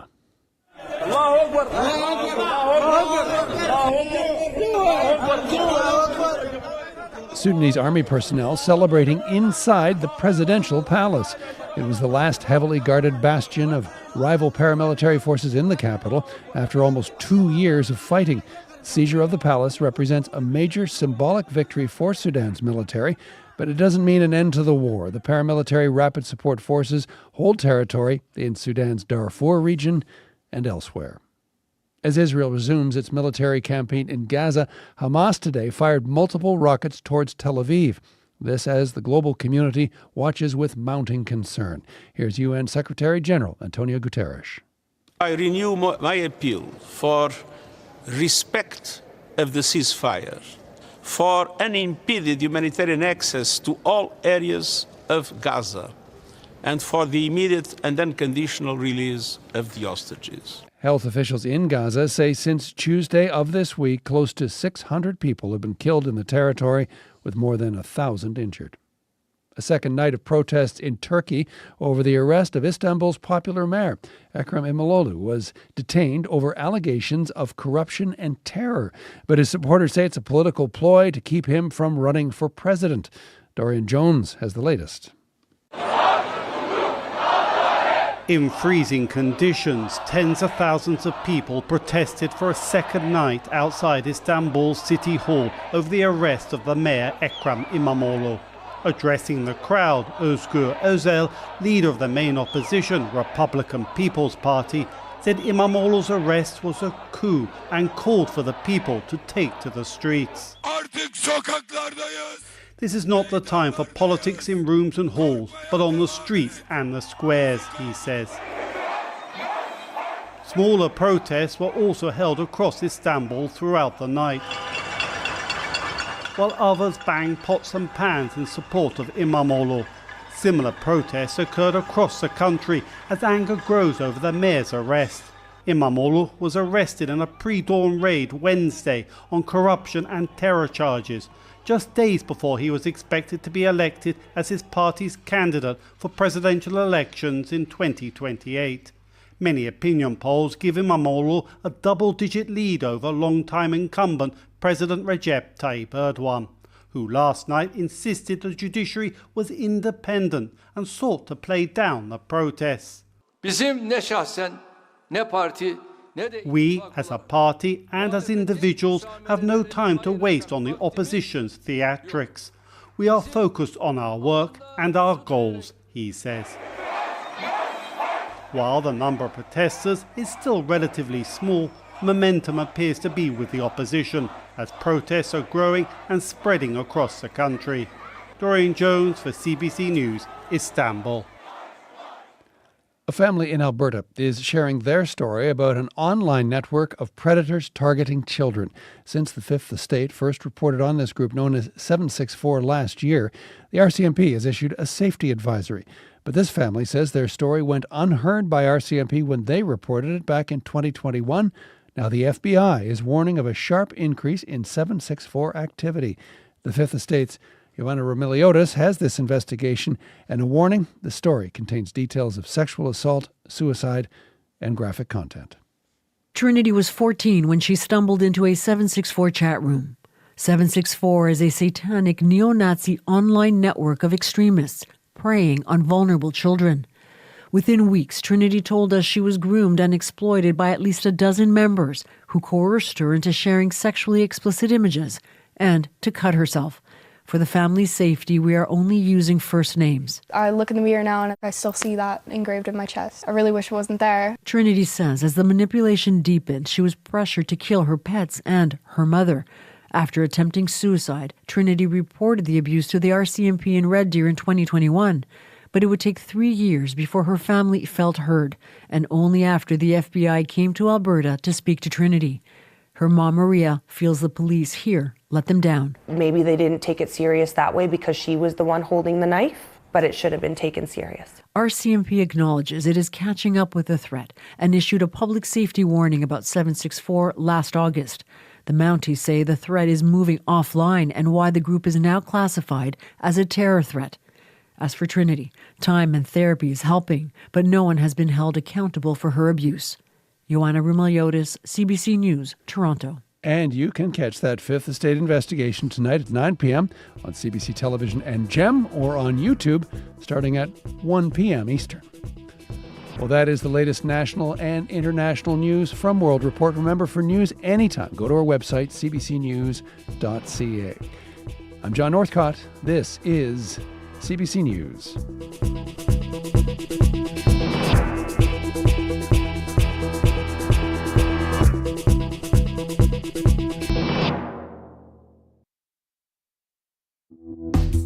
Welcome to Friday morning on CBC's Information Radio. This is your morning show. I'm Marcy Marcusa, live in downtown Winnipeg with our team here on 89.3 FM, 990 AM on the app and on YouTube. That's how I start every hour, and then every hour is different. Today we're going to be talking about the budget, still some reaction after yesterday's provincial budget came down. Specifically, what businesses and manufacturing in the industries across the province think of the latest Manitoba budget is what we're going to hear. There were efforts to look to protect workers from Trump's tariffs. Will they be enough, and do we get enough details? So we're going to talk about that. In addition, this hour, we're going to meet a Winnipegger who loves public transit so much, he dedicated an Instagram page to Bus Route 55. Why Bus Route 55? We're going to find out when we chat with him. And then at 10 to 8, to more serious matters, the mayor of the city of Winnipeg is going to be here for our live monthly interview. As you've heard of the news this week, he wants people to be back in person in the office full time. We're going to hear more about that. And we'll ask him to talk more about why this is something he is really pushing for. So that and more, of course, coming up with Mayor Scott Gillingham. Lots of developing news today, and Matt Humphrey is here with our headlines. Good morning. A Winnipeg man wants better communication from police after WPS officers accidentally shot explosives through his window. It happened in January in a housing complex along Pembina Highway. Police were executing a search warrant, but they had the wrong condo. Officers apologized to the man at the time, but he says all of his follow-up questions went unanswered for months. He suffered hearing damage from the explosives, and we'll hear from him at the bottom of the hour.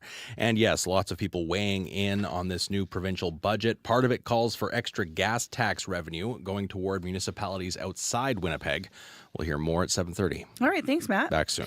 Abby Adeyemi, how's it looking in the weather today? It's looking cold across the province. We're seeing clear skies and chilly winds from the south into the north, especially the northern part of the province. While areas down south will be warming up slightly, the north will remain extremely cold. We're talking about Churchill seeing wind chill around minus 38 or even worse. And for something to note this morning, Winnipeg at minus 11 at this time. That cloudy condition is now made a transition to clear skies. That's what we'll see this morning. It gets breezy at some point. Temperatures will take a quick deep to around minus 13 to this morning, and then we'll see it bounce back. The wind chill is going to feel like minus 23, making it frosty. And then tonight we'll see some clear skies, light winds that will set the stage for a chilly night as we drop to around a minus 17. Marcy, one thing I noticed, we usually report the colder temperatures at the airport, but it's the reversal now. It's minus -9 at the airports and -11 in the city. Yeah, it's swapped. You're right. It's usually the other way around. All right. Somebody was just calling us. If that was a traffic tip, call back. Abby will pick it up. We promise. Corey's in here in the studio covering what's going on the commute. And so far, it's been pretty quiet, actually. Hey? Yes, very quiet overall. Haven't heard of any major issues. If you are on the highways around Thompson, just keeping an eye on Manitoba 511 right now. And it looks like there might be some poor visibility on the highways around Thompson that take you to Gillam and then Lake and south of Thompson as well. So just keep your wits about you there. Also, if you are wondering about if the fire at Heathrow is impacting air traffic here in Winnipeg, keeping an eye on arrivals and departures. Looks like everything's on time. There's no direct flights from Winnipeg to London, so shouldn't. So far, it looks like there's no residual impacts here in Winnipeg. But if you see anything going on, though, give me a call, 204-788-3093.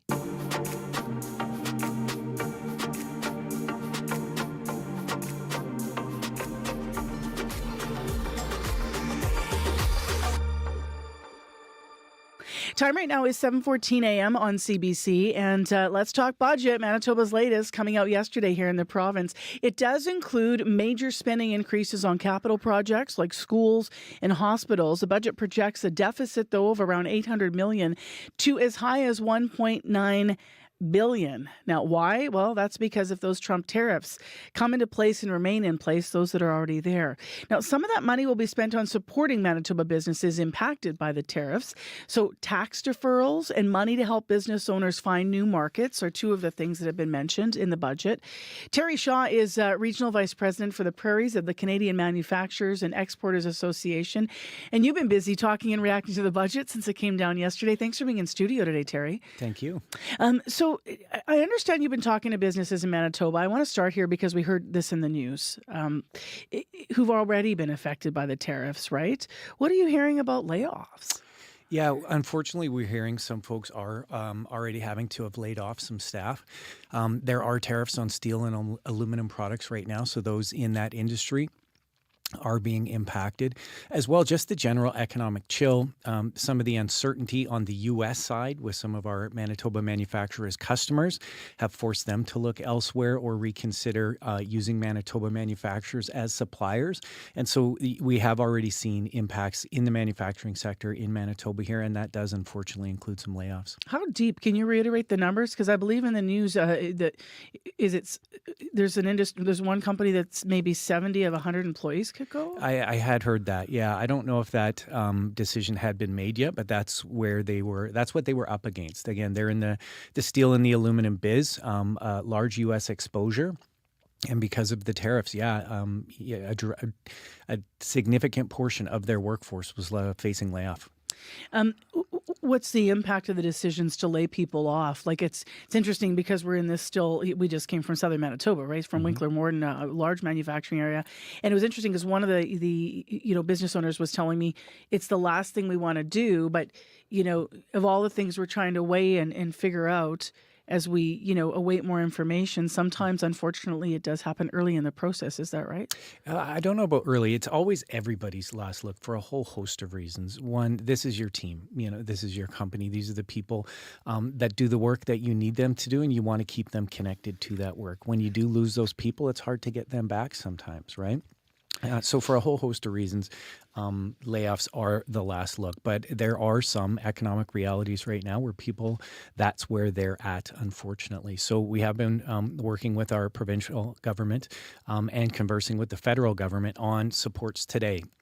Hopefully we'll see some supports today from the provincial government. Conversations are ongoing. There was some supports for tomorrow, if needed, included in the budget, which we're glad to see as well. So let's differentiate between today and tomorrow. So tax deferrals were announced. Can you walk us through, when you look at the budget, what was good about it and what was missing? Sure. So the tax deferrals are interesting. They don't really help manufacturers a whole bunch, unfortunately. The PST is very often a pass-through. And in terms of the payroll tax, the reduction is good. It's a step in the right direction, but the reality is it's $8.5 million over every Manitoba employer, which is hardly transformational. So in an era of policy uncertainty, we would have loved to have seen a longer-term strategy as opposed to a one-year announcement. Hey, this is what we're doing this year. and expect to see it on, years 2, 3, 4 going forward so that we can work towards getting to zero. That's the kind of longer term policy certainty that industry is seeking right now from governments at all levels. So while the payroll tax reduction is positive, hardly transformational. So do we usually get that? Like when you think about budgets, or is it always been this way? Is that part of maybe I'm extrapolating, but is that part of the greater challenge in Manitoba that, one government's going to reduce this tax, but, maybe in the next year's budget that won't still stay in place? Like, would businesses like to see 5-year guarantees? Businesses would love to see much longer term guarantees than that. The reality is politically we don't get that. And that has been caused, especially here in Manitoba. There's a lot of on again, off again on 4 and 8 year cycles. That makes it really hard for businesses to plan longer term, right? It does have an impact on our provincial economic outcomes. And so, forecasting some longer term strategies, while I know that is challenging for governments who operate under 4-year mandates, the reality is businesses don't operate on those cycles, and trying to forecast beyond that is something we, encourage our government partners to try and do better at. There's money in the budget for business owners to explore new markets. Is it enough? I don't think the average Manitoban understands how much money it might take to explore a new market. Mm-hmm. Yeah, so that's a program that already exists, and so this is funding that's been recommitted to it, and so we do appreciate that, right? What this does is allow to help support the costs of going to career fairs and other like events in other areas, so that Manitoba manufacturers can showcase their wares and things like that. It's a good program. We would encourage broadening some, how members can access that support. In what way? Well, so right now, again, we can fund you to travel to a different jurisdiction and attend a trade show. But what about marketing supports, or what about creating demos, or other products. You got to show off once you're there. You got to sell yourself. You got to make a relationship. The word, it's 7 a.m, Marcy. This is not the time I function. So the word is escaping me, but just opening up how people can access those funds instead of making it so restricted, right? Got it. Not knocking the program, just, how can we enhance it? That would be a way to do it. The Canadian Federation of Independent Business says that small business confidence overall is really low because of the U.S. tariffs. Perhaps no surprise, but the CFIB says it's the lowest it's been in 25 years. What do you make of that? Well, 2008, 2009 was not quite 25 years ago, right? And we're hearing that these tariffs could have similar impacts, right? So unfortunately, that doesn't surprise me, and that's why we need governments at all levels to come together and really, figure out how we're going to support industry and do that whole of Canada, whole of Manitoba approach to our economic success here. Thank you very much for being in this morning. Appreciate it. Thank you. It's Terry Shaw, the Regional Vice President for the Prairies of Canadian Manufacturers and Exporters Association. If you want to weigh in on the budget, you know where to find us, 788-3205. CBC Music Live. Head into the big venues, intimate concert halls, and small stages. Celebrate live music the way it was meant to be. Share in an unmistakable energy of being shoulder to shoulder with music fans and face to face with some of Canada's best musicians. It's such an honor and a pleasure to play here. CBC Music Live, brand new season. And catch past episodes right now on CBC Jam. Well, we've been talking about COVID and 5 years since COVID became a reality. And 5 years ago, there was music associated with, because The Weeknd released an album that seemed to speak to some of the anxieties of the new pandemic era. The album, After Hours, hit #1 all around the world. And this tune became the song of the summer that year. This is Blinding Lights from The Weeknd on CBC. Time now 7:22, temperature -11 in Winnipeg. We're going to fall to -13, -12 over in Brandon. It is -30 in Thompson, much colder.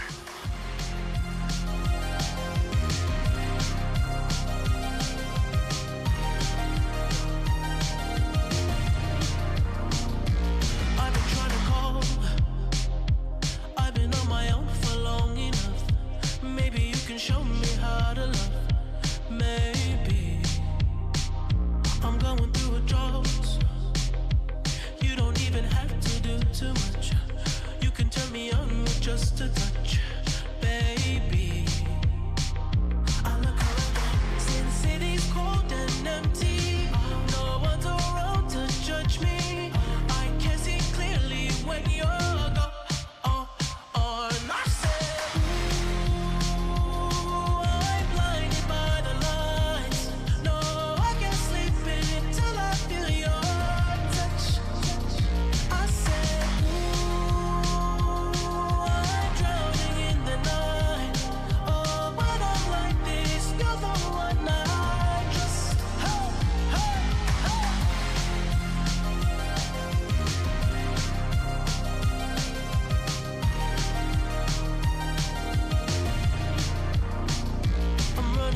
time. 'Cause I can see the sun light up the sky. So I hit the road in overdrive, baby. Oh, the city's cold and empty. No one's around to judge me. I can see clearly when you're gone. I said, ooh, I'm blinded by the lights. No, I can't sleep until I feel your touch. I said, ooh, I'm drowning in the night. Oh, when I'm like this, you're the one I trust. I'm just coming back to let you know I can never say it on the phone. They'll never let you go this time. I said, ooh, I'm blinded by the lights. No, I can't sleep until I feel your touch. Hey,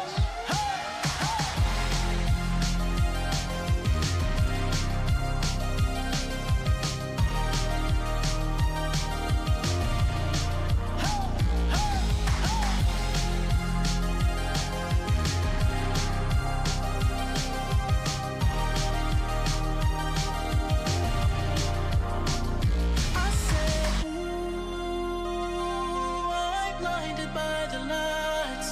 No, I can't sleep until I feel your touch.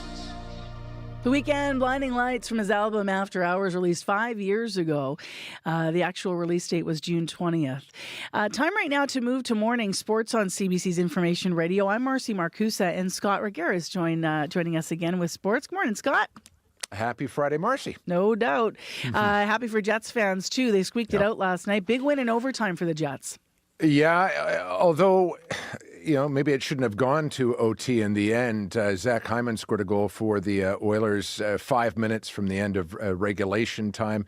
Connor Hellebuck ended up, not for the first time this season, by the way, bailing out the Jets in OT. And then Kyle Connor, with his 37th goal of the season, ended things. Final score, Winnipeg 4, Edmonton 3. Here's Jets coach Scott Arniel. At the end of the day, last game of the road trip, we did what we had to do. We got the lead. Would really like to see us lock that down, but obviously big goal in overtime. There you are, a man of few but meaningful words. Scott Arniel. The Jets go win 4 games in 5. They did lose that one against the Canucks in Vancouver, but otherwise, pretty sweet road trip for the Western Conference leading Jets. To soccer, it's going to be Canada versus the U.S. this weekend, just not with the stakes that many were anticipating. Right. Both countries lost, improbably enough, their semifinals last night, Marcy. The Americans to Panama, the Canadians to Mexico. So rather than play for the CONCACAF Nations Cup trophy, they'll play for third place on Sunday instead.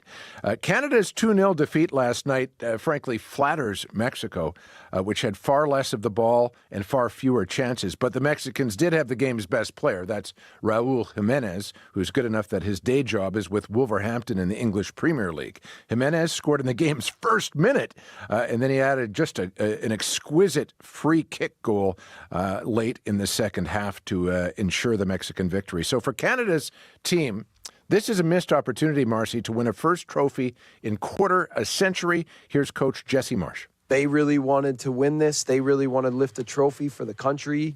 They believe strongly in the team that they're becoming. It was like a knife in the heart to play well, to really do a lot of good things in the game, but then be just short. In so many ways, it's still another step where we're continuing to show our quality and our organization and intelligence. And now it's just that little bit of savviness that the best teams have, the best international teams have, and the best players have that we're going to have to continue to push. Yeah, Mexico has the savviness that Marsh is referring to. We saw that last night, Marcy, when their captain Edson Alvarez fouled Derek Cornelius in the penalty box, which should have resulted in a Canadian penalty kick, but Alvarez took the opportunity to writhe around in mock pain himself, which was enough for the referee to call Canada for the foul instead. It was infuriating to watch, especially at the late hour in which I was watching it with an early morning shift. But this is the stuff Canada has to learn to deal with, Marcy, if they're going to have success in the games that really matter, those games coming up next summer at the Home World Cup. And let's end this morning and move to the big Olympic news that came out yesterday. What are your thoughts, Scott, on Christy Coventry being named the IOC's new president? Absolutely love it.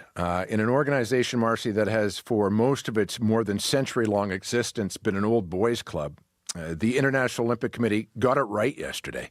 The Zimbabwe sports minister is not just the first African and first woman to be elected president. At 41, Coventry is also the youngest person to hold the most powerful position in sport.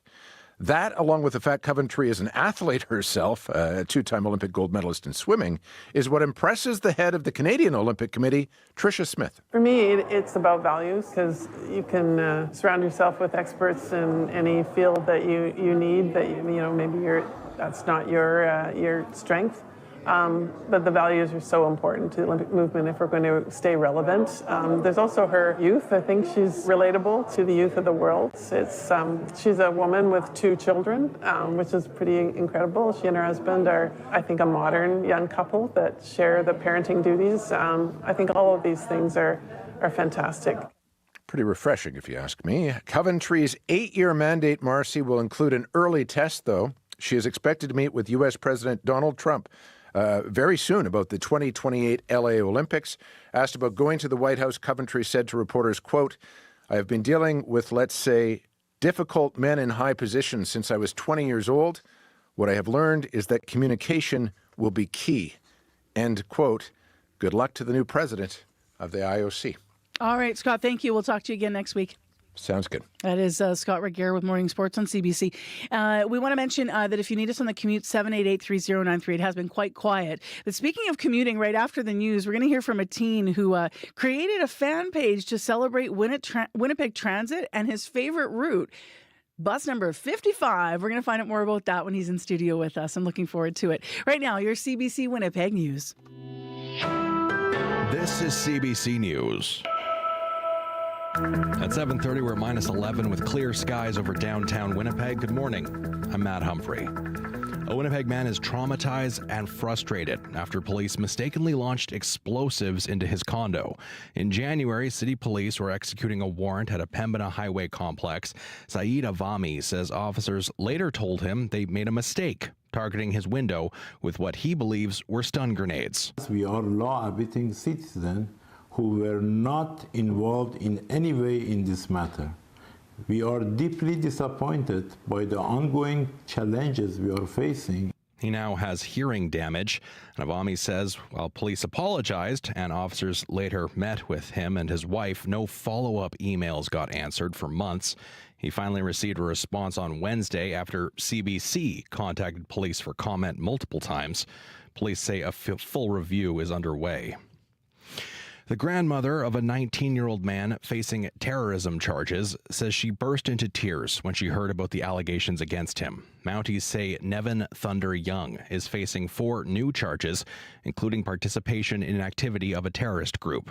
Initially arrested in January, he already faces 26 counts of mischief after anti-Semitic graffiti was sprayed on buildings in Charleswood. Alice Niepenak says Young has ADHD and other developmental delay issues. She says he's not a terrorist. They're approaching this like he's a megalomaniac, that he's like, it's like watching the cartoon Pinky and the Brain. Nevin is Pinky. He's not Brain. He's not the megalomaniac that's going to take over the world, that's going to start blowing up stuff, start murdering people. Niepenak says Young isn't mature enough to understand what's happening and the potential for him to be sent to jail. His bail hearing is set for April 7th. None of the charges have been tested in court. The new provincial budget calls for almost $500 million to support tariff-affected workers and businesses. No details were released about how and when that money will be available. Terry Shaw is with the Canadian Manufacturers and Exporters Association. He says businesses can't wait any longer. Shaw says layoffs are looming at one local steel manufacturer already. 70 of their 100 employees were being targeted for layoff. Unfortunately, it's already having impacts, which is why we're glad to see those elements in the budget, but the reality is, when are they going to be triggered? What is industry going to have to do to access them? Shaw says there's no word yet from the government on what businesses have to do to get some funding. Meanwhile, municipalities outside Winnipeg are grateful for the extra gas tax revenue from the province. They'll get 4%, double the current 2%. Kathy Valentino is president of the Association of Manitoba Municipalities. One thing for us that's definitely missing is the investment in water and wastewater infrastructure.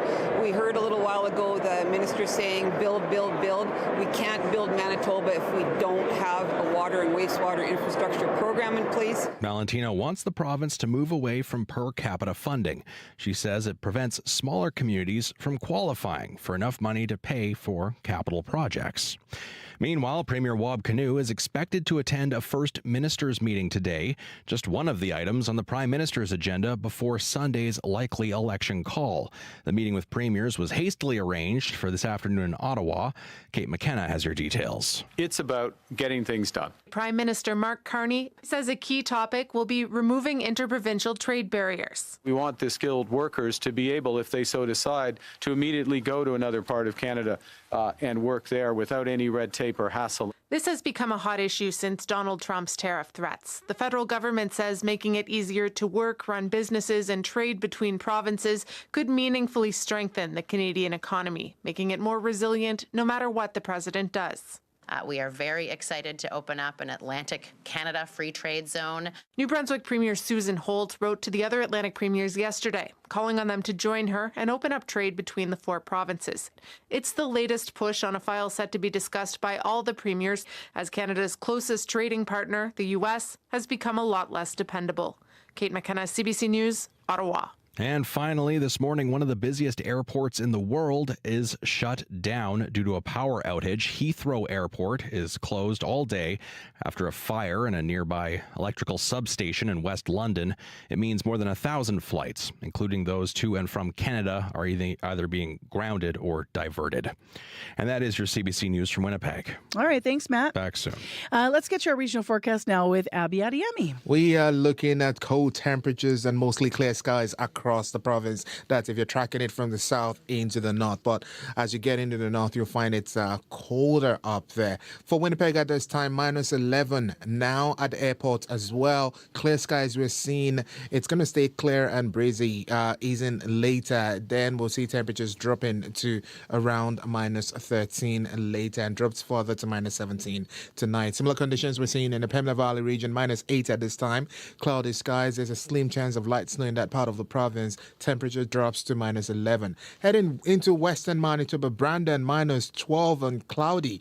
We do see a mix of sun and clouds for that part of the province. That's going to be the play for the day. Throughout the day, a mix of sun and clouds here and there.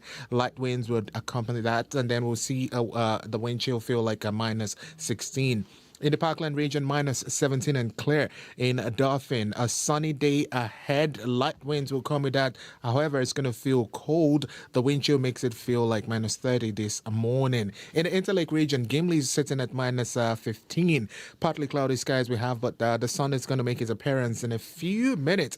Light winds will pick up later in the day. The wind chill feels like minus 26 this morning, but it improves to minus 16 later in the afternoon. For the powerful influence surrounding areas, we're looking at temperatures around minus 23 at this time. Also, sunny skies in the forecast. Light winds will come with that. It will feel like minus 32 this morning. You warm up to minus 11 later. Up north in Thompson and Churchill, Thompson at minus 28 with sunny conditions. The sun already trying to make its appearance there. It's going to feel colder with the wind chill. And then in Churchill, we're seeing temperatures around minus 18 with snow and blowing snow in that part of the province. Wind chill feels like minus 41 at this time. So across board, conditions are cold, clear, and breezy with some sunshine in the forecast. All right, Abby. Thank you. I had such a nice commute yesterday back from southern Manitoba, Winkler Morden area, about an hour and a half. The streets were dry. Sun was out. It was just beautiful. So it's coming. It's turning, everyone. It's March. Let's get to what's happening in the actual commute. It's been pretty quiet, actually, Corey, right? Yeah, pretty quiet overall. Haven't heard of any major issues out there.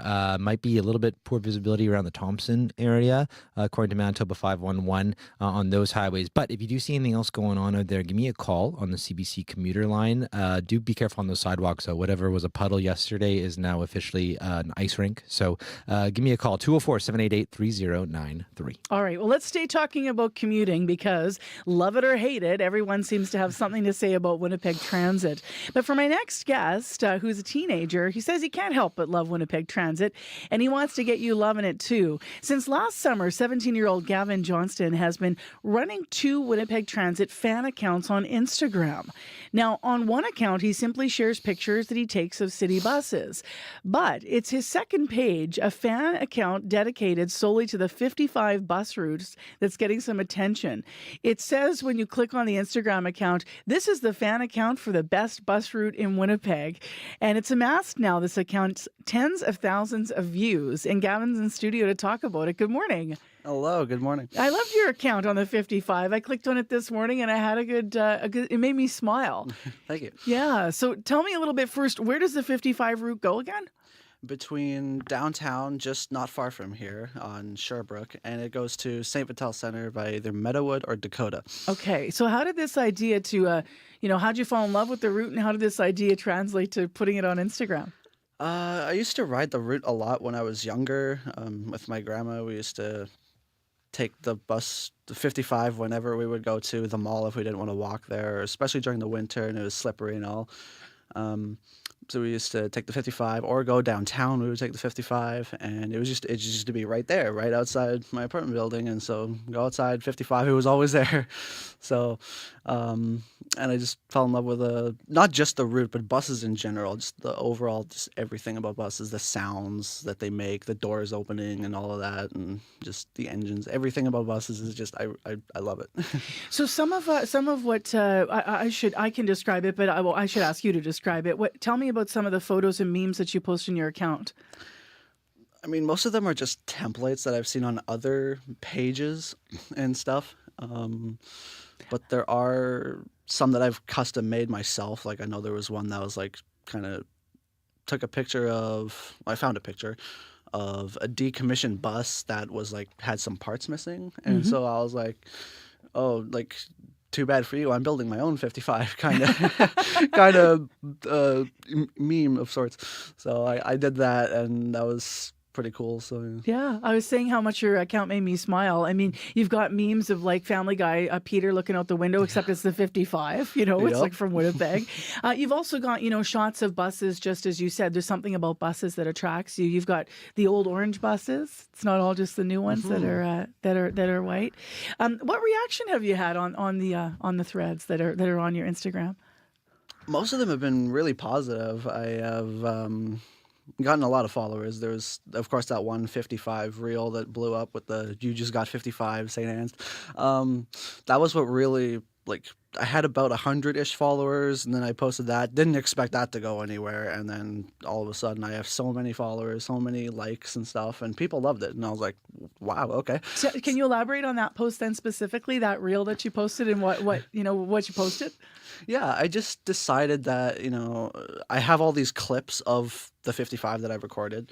And so I was like, oh, I might as well, I'm going to do something with it and put them in this little meme video or something. Didn't really know what was going on. And I remember seeing a video of something, it was actually a hockey video that I remember sped up clips with like that song. And so I was like, okay, what if I just do that with the 55, just because why not? And it took off. Yeah, it did. Didn't expect it to, but it did. Now, what reaction have you had from people when they find out you're the person behind the page? Are there other people that love the 55? I'm just curious. Or is it friends and family that go, oh, it's you doing this? I mean, most of them is just like, there were the instance that my classmates at school, they had discovered it because I was drawing on a little whiteboard the Winnipeg Transit logo that I've just memorized with the flying T. Really? And they were like, you know that from memory? And I was like, yeah, of course. And they discovered it, and someone brought up, I was like, you've seen this fan page just talking about the 55 all the time. And I was like, oh, hold on. I pull out my phone, and I'm like, look at this. I run this page. And they're like, yo, that's so cool. And that made me feel like really special, because it's like no one's ever... I love talking about buses. And a lot of people usually, if they're not as into buses as I am, so they don't really want to hear me talk about buses. And they're like, dude, go find a better hobby. And I'm like, no, I like it. I love that you can draw the Winnipeg Transit bus logo by memory. I heard you'd like to be a driver in the future, right? Yeah, that is one of the goals that I'm doing. I just got my learner's license, so I'm in the process of working my way up to transit. Were you a little kid that loved this, and you know what I mean, or did this so always from when you were younger, hearing that and the doors opening was a thing for you? Especially the little scraper that they have by the door. So if the bus got too close to the curb, you hear like that kind of sound of it rubbing against the curb. That was one of the sounds of the buses. I just really love everything about it. Has anyone from transit ever reached out to you? I'm just curious, Gavin.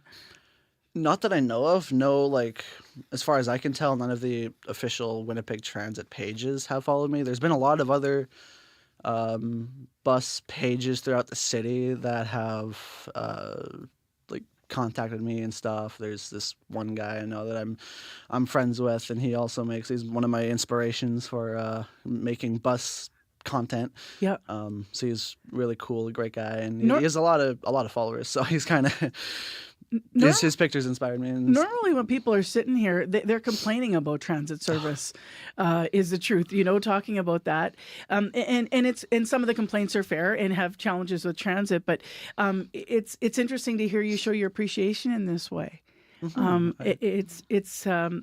do you frame that for yourself? Have you ever had problems with transit?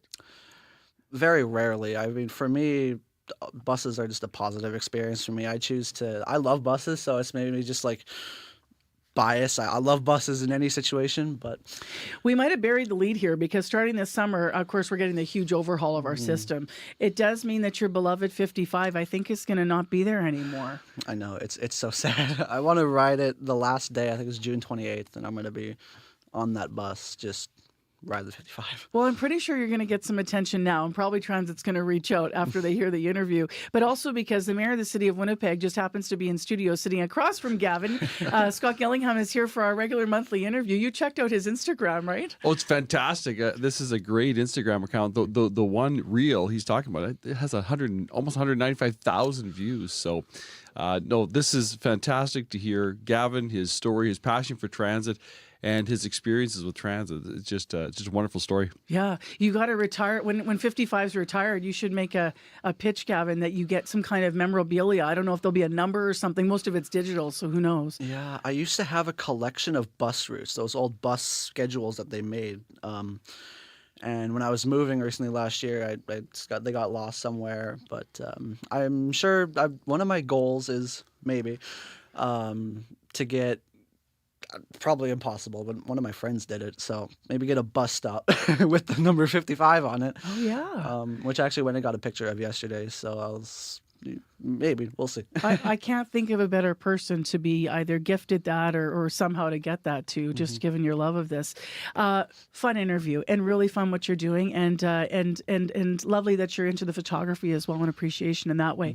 People can check out Gavin's page online and Instagram. Thanks for being here. Thank you very much for having me. That's Gavin Johnston, the 17-year-old behind Winnipeg Transit 55 fan page. It is on Instagram, so it's at Winnipeg Transit, WPG Transit 55 fan is where you can find it. Well, let's move to much more serious matters. Mayor Scott Gillingham is in studio with us, as you heard.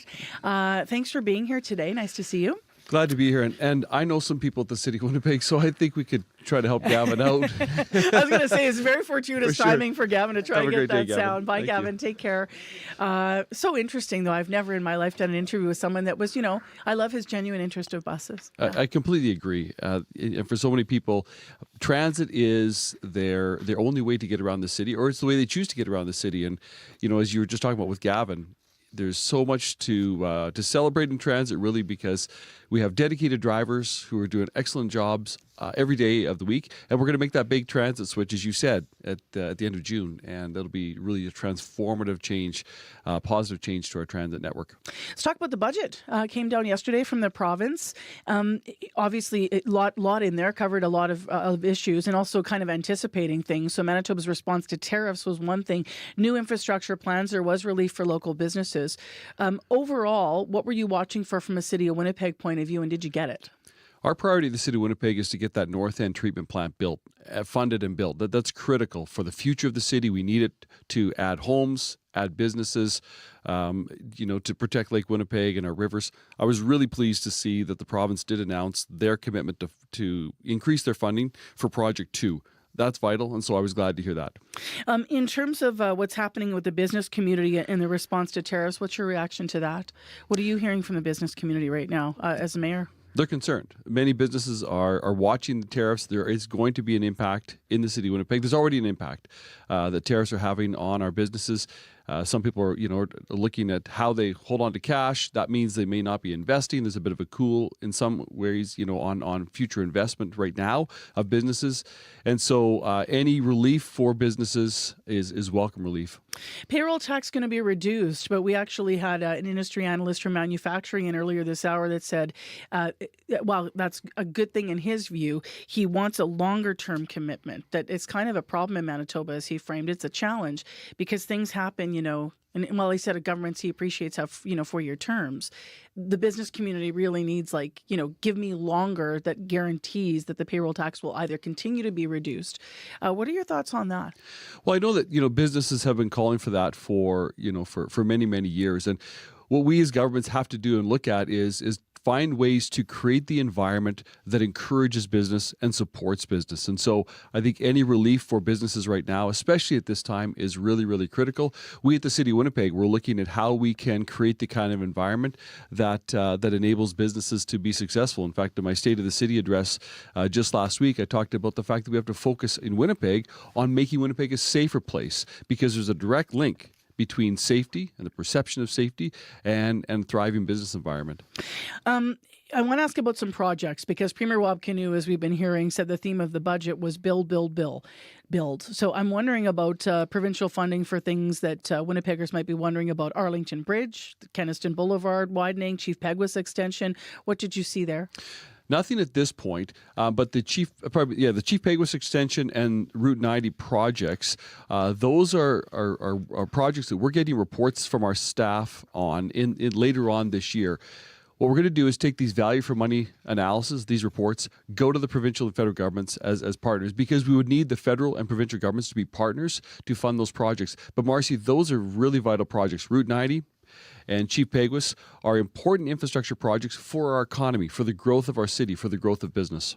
We have a clip to play for you, actually, so we're going to get you to pop the headphones up there, Mayor, and turn that gray knob. This is was during a luncheon last week. I know that you said, we covered this, you wanted people working in person again for the city. So QP Local 500 President Gord Delbridge filed a policy grievance and said this during an interview on our afternoon show yesterday. I would say, hey, we're open to some open dialogue. We'd like to find some resolve on this. Let's do what's best for the taxpayers and the citizens of Winnipeg. Let's find out what the costs and implications are. Let's not just speculate and put forward a rash decision based on personal opinion or something you've heard from a couple business owners, but listen to the workers too. Can you back up, what makes this, in your view, not a rash decision, and why you believe that this is beneficial for city workers to be in person? Well, first of all, I would say Mr. Delbridge has been good to work with. I appreciate the dialogue we have had. This is a conversation I want to have with our new CAO about having our staff come back to the office 5 days a week. We have made a change. Our interim CAO, Mr. Sherwood Armbruster, has worked to bring our staff back to the office at least 3 days a week, and he says there's been positive results. For example, there have been times in the past year where we have supervisors working from home. I just don't see how a supervisor can effectively manage their staff remotely. I believe that people are more effective in the office for collaboration, for problem solving, for team work that is critical. And at the end of the day, what this is first and foremost about is it's about delivering the highest level of customer service and fostering collaboration. And I truly believe that that's easier, when teams are in the same place. So we'll talk to the new CAO when that individual is hired. We've also been hearing from businesses, especially businesses in the downtown, and having workers back in the office helps their business. And we're at a time right now when there's a lot of vulnerability in the business environment, as we just talked about, because of trade and tariffs. And so we really need to do all we can to both first of all, deliver excellent customer service, and then certainly help our businesses in the city.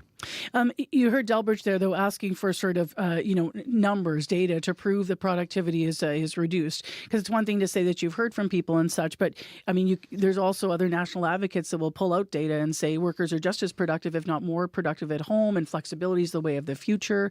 So how do you balance that? Well, it's one of those things, respectfully, where, there's different measurements. And so, sometimes, will they survey the workers? Are you working better from home? With all due respect, if I want to be at home, I'm going to say, yes, I'm being more productive at home. So if there's ways we can have dialogue and get true kind of independent data to show that's fine. But I think, at the end of the day, first and foremost, the excellent public servants, the City of Winnipeg, that work for the City of Winnipeg, the job is public service. So either directly, frontline working with the public, or supporting others to make sure we're working with the public. The goal of every employee at the City of Winnipeg and every elected official is to serve the citizens of Winnipeg to the highest degree, and we have to make sure that first and foremost the public is getting the service they deserve. Just before we leave this topic, the Premier actually said something similar some months ago around the idea of those who supervise, in wanting those who supervise to be in person. Why not just make this then supervisors need to be back in person? It's easier to supervise your people if your people are in person. I just think from maybe I'm old school, and that's fine. So some of this is ideology. Well, for sure it's ideology, but it's also experience as well. I mean, during the pandemic, I worked from home like so many other people worked from home. I found it's much more effective to be in the office, collaborating with others, working with others in person to deliver services for the people of Winnipeg, and certainly at a time when our business community needs all of us there for them. I think that also having people back in the office assists local businesses. 7:55 on CBC. Mayor Scott Gillingham in with us live here in studio this morning. I want to move to a vote recently. So EPC voted to increase garbage fees, adding property tax and proposed sewer rate increases as well. These are obviously record property tax increases. What do you say to Winnipeggers who are just getting concerned about everything piling up? Well, it's one of the reasons that some of the proposed increases I didn't support. Our staff brought forward a report that would increase sewer fees by $1,000 a year ultimately within 3 years. I said that's just too high. We can't do that. So we're working right now on a proposal to approve 1 year of sewer rate increases for 2025, and then find a way to basically amortize the North End plant project over many years so that we can kind of mitigate the impact and reduce the impact of sewer rates. So that's important. We are right now also, unfortunately, we're at this time when I keep using the analogy that kind of a pin has been pulled on the grenade and kept getting passed from council to council on some of these issues that haven't been dealt with, that previous provincial governments didn't deal with, federal governments didn't deal with, and most previous councils didn't deal with. And now they're all coming on us at the same time, and that is the North End plant, the waste management fee, and then also the need for some higher revenue. You're talking about over time, these costs spreading out. Councillor Ross Eady from Menarski has been pushing for rate increases over the next 10 years. Will you go that far out? Oh, in fact, for the North End plant, it's not the 10 years. We're looking to work to find funding for the third phase. It's a $1.5 billion phase. Garbage fees, property taxes, that kind of stuff. So, but for the third phase specifically, we're looking at not just 10 years, but like 20, 30, 40 years. So a longer term amortization is very important so that it's not all paid for in the next 3 to 4 years. What about those daily fees, though, those garbage fee things, or can you spread any of that out? How much can you mitigate the costs that Winnipeggers will feel immediately? Well, on the garbage fees, I think it's important to remember, first of all, we took a look at, can we spread this out? And in the long term, it would cost the people of Winnipeg more. And so we don't want to put that additional longer term burden. Why would it cost us more? Because it would cost us more in interest. For garbage fees right now, what's happened is there's been a bit of a borrowing, and so to pay it out over longer time, we would pay millions more. The residents would pay millions more in interest when they really don't need to. But for that waste management fee, first of all, we're one of the last major cities in Canada to go to a fee for service. And with that fee, residents, yes, it's an increase, but residents are getting weekly pickup of garbage and recycling, some composting at community centers, leaf and yard waste management fee. Instead of having to pay $60 every time your cart gets broken, that fee will be covered. There's also garbage pickup, other temporary garbage pickup in certain locations for that. So there's several services residents are getting for that fee. Thank you very much for covering all the ground with us this morning in our monthly interview, Mayor, and thank you for being here. Thank you. That is Scott Gillingham, the Mayor of the City of Winnipeg. Matt Humphrey is in studio as well with our headlines now. The grandmother of a 19-year-old Winnipegger facing terrorism charges says her grandson is no terrorist. She says Nevin Young has ADHD and global development delay and doesn't believe he truly grasps what is happening. Young's also facing 26 counts of mischief after anti-Semitic graffiti was sprayed on buildings in Charleswood. More news after World Report. All right, thanks very much, Matt. Minus 11 right now. Your drive is going well. Still ahead after 8 o'clock. How fraud-fighting experts are working to shut down scammers. We have a story with CBC Marketplace contributing host David Common coming up. Also, we're going to hear from the PC finance critic who will weigh in on Manitoba's latest provincial budget. It's all ahead on Information Radio, your morning show here live from downtown Winnipeg. I'm Marcy Marcusa. Stay with us. World Report's coming up next. We're going to hear more about that big shutdown at Heathrow. So stay tuned. That and more.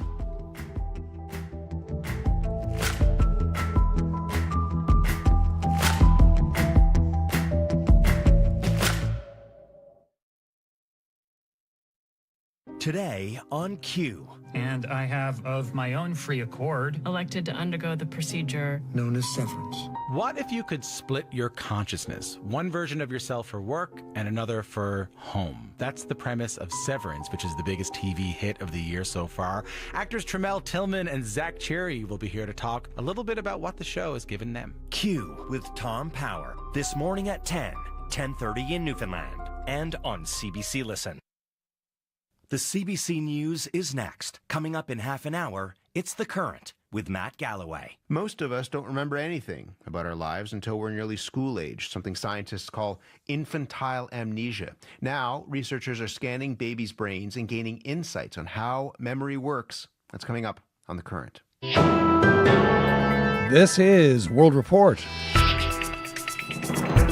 Good morning, I'm John Northcott. Mark Carney is scheduled to meet with Canada's premiers today in Ottawa. It will be his first Minister's Conference since he became Prime Minister a week ago. They'll discuss how to navigate punishing tariffs with the U.S. and China. The Prime Minister's policies on energy projects also expected to top the agenda. The CBC's Janice McGregor has more from Ottawa. Janice, set the scene for us.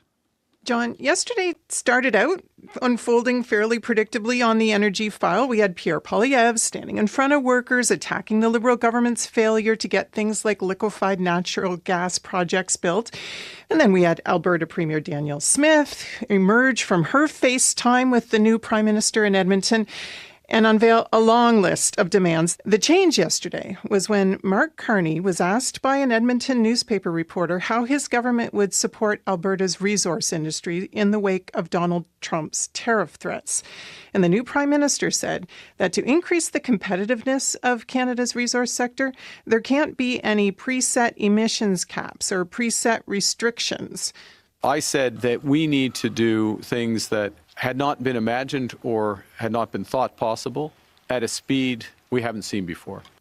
Now, this raised eyebrows because earlier in the day, Carney's environment minister told a different reporter that his government would be sticking to the emissions cap regulations that his predecessor released last fall. So, Janice, might all this blunt some of the criticism of the Liberals and their energy policy? As with the decision to cut the consumer carbon tax, the risk here is that in trying to appease one group of critics, the Liberals open themselves up to other criticism that they're now backtracking on essential climate policy and turning those voters off. The CBC's Janice McGregor in Ottawa. Thank you, Janice. You're welcome. There is travel chaos today at Europe's busiest airport. London's Heathrow is closed after a major fire at a nearby electrical substation left it without power. Thousands of flights in and out have been cancelled or diverted. Travel plans for hundreds of thousands have been upended. The CBC's Briar Stewart is at Heathrow. Briar, what's the latest?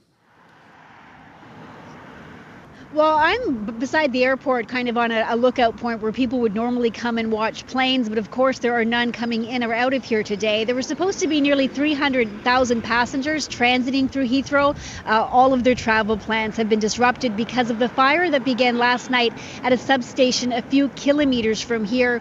The fire is now basically under control, and there's an investigation underway, and the Metropolitan Police's counter-terrorism squad is involved, and officials say that is because of critical infrastructure being involved, not only the substation, but obviously you have the busiest airport in Europe that has been affected by this. Now, the airport is expected to be closed until midnight, but we know that the effects of this will last longer than that because passengers will have to be rebooked and aircraft and crews will have to be repositioned. As you say, Briar, the busiest airport in Europe. So any word on how soon all of this could be resolved? We're not sure, and obviously, we're talking about passengers being affected all over the world because Heathrow is such a global hub. And to give you a sense of the Canadian impact, Air Canada said that they had to cancel 16 flights. We also know that WestJet had flights scheduled into Heathrow today, so did British Airways from Canada. And you also had flights that unexpectedly were diverted to Goose Bay in Newfoundland and Labrador because they had to refuel after they were turned around midair. So it is a big deal for people, disrupting their travel plans, and it's led to a lot of frustration. I called my airline. I'm flying Air Canada, but I was on hold for over an hour. I gave up. I've been looking at flights out of other airports in London, but there are not as many options because I think people are scooping them up. There's a lot of people, too, that are now at railway stations trying to find alternate ways to get where they want to go. CBC's Briar Stewart at Heathrow Airport. Thanks, Briar. You're welcome. In Sudan's capital, Khartoum.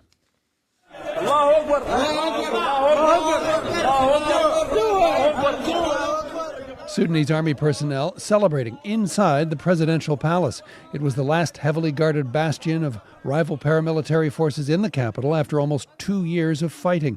The seizure of the palace represents a major symbolic victory for Sudan's military, but it doesn't mean an end to the war. The paramilitary rapid support forces hold territory in Sudan's Darfur region and elsewhere.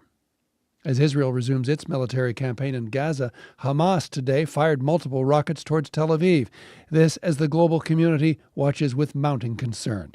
Here's UN Secretary General Antonio Guterres. I renew my appeal for respect of the ceasefire, for unimpeded humanitarian access to all areas of Gaza, and for the immediate and unconditional release of the hostages. Health officials in Gaza say since Tuesday of this week, close to 600 people have been killed in the territory, with more than 1,000 injured. A second night of protests in Turkey over the arrest of Istanbul's popular mayor. Ekrem İmamoğlu was detained over allegations of corruption and terror, but his supporters say it's a political ploy to keep him from running for president. Dorian Jones has the latest. In freezing conditions, tens of thousands of people protested for a second night outside Istanbul's city hall over the arrest of the mayor Ekrem İmamoğlu. Addressing the crowd, Özgür Özel, leader of the main opposition, Republican People's Party, said İmamoğlu's arrest was a coup and called for the people to take to the streets. This is not the time for politics in rooms and halls, but on the streets and the squares, he says. Smaller protests were also held across Istanbul throughout the night, while others banged pots and pans in support of İmamoğlu. Similar protests occurred across the country as anger grows over the mayor's arrest. İmamoğlu was arrested in a pre-dawn raid Wednesday on corruption and terror charges, just days before he was expected to be elected as his party's candidate for presidential elections in 2028. Many opinion polls give İmamoğlu a double-digit lead over long-time incumbent President Recep Tayyip Erdogan, who last night insisted the judiciary was independent and sought to play down the protests. We, as a party and as individuals, have no time to waste on the opposition's theatrics. We are focused on our work and our goals, he says. While the number of protesters is still relatively small, momentum appears to be with the opposition as protests are growing and spreading across the country. Dorian Jones for CBC News, Istanbul.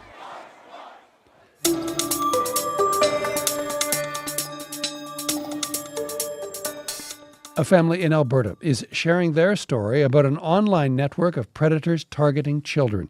Since the Fifth Estate first reported on this group, known as 764 last year, the RCMP has issued a safety advisory. But this family says their story went unheard by the RCMP when they reported it back in 2021. The Fifth Estate's Joanna Remiliotis has this investigation and a warning. This story contains details of sexual assault, suicide, and graphic content. Trinity was 14 when she stumbled into a 764 chat room.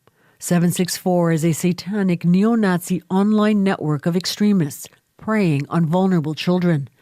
Within weeks, Trinity told us she was groomed and exploited by at least a dozen members who coerced her into sharing sexually explicit images and to cut herself. For the family's safety, we are only using first names. I look in the mirror now and I still see that engraved in my chest. I really wish it wasn't there. Trinity says as the manipulation deepened, she was pressured to kill her pets and her mother. After attempting suicide, Trinity reported the abuse to the RCMP in Red Deer in 2021.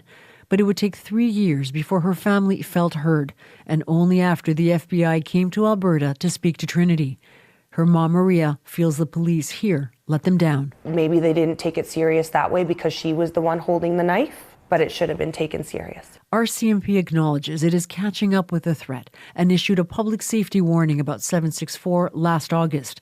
The Mounties say the threat is moving offline and why the group is now classified as a terror threat. As for Trinity, time and therapy is helping, but no one has been held accountable for her abuse. Joanna Remiliotis, CBC News, Toronto. And you can watch that Fifth Estate investigation tonight, 9 p.m. on CBC Television and GEM, or on YouTube starting at 1 p.m. Eastern. Well, that is the latest national and international news from World Report. If you're enjoying the World Report podcast, please tell a friend or rate and review us. It helps spread the word. I'm John Northcott. This is CBC News.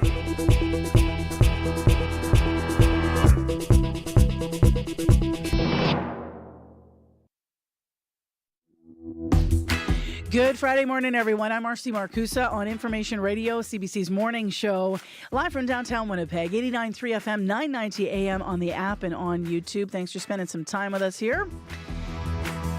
This half hour on the show, you might have heard a CBC Marketplace report that was developing this week. They've joined forces with experts who are working to shut down very sophisticated scammers who are using AI.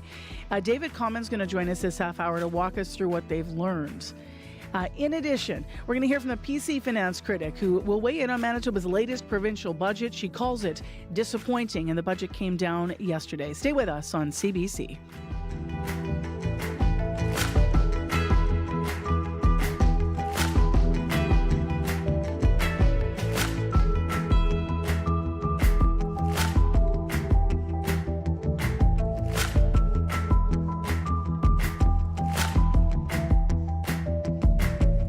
With news headlines, here's Matt Humphrey. Good morning. The grandmother of a 19-year-old Winnipegger facing terrorism-related charges says she burst into tears when she heard the seriousness of the allegations against him.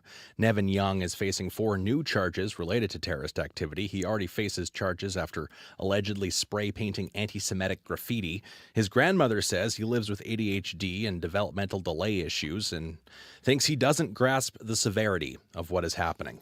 And as Marcy mentioned, this morning lots of people are weighing in on the new provincial budget released yesterday. It calls for more than $500 million in supports for workers and businesses affected by tariffs.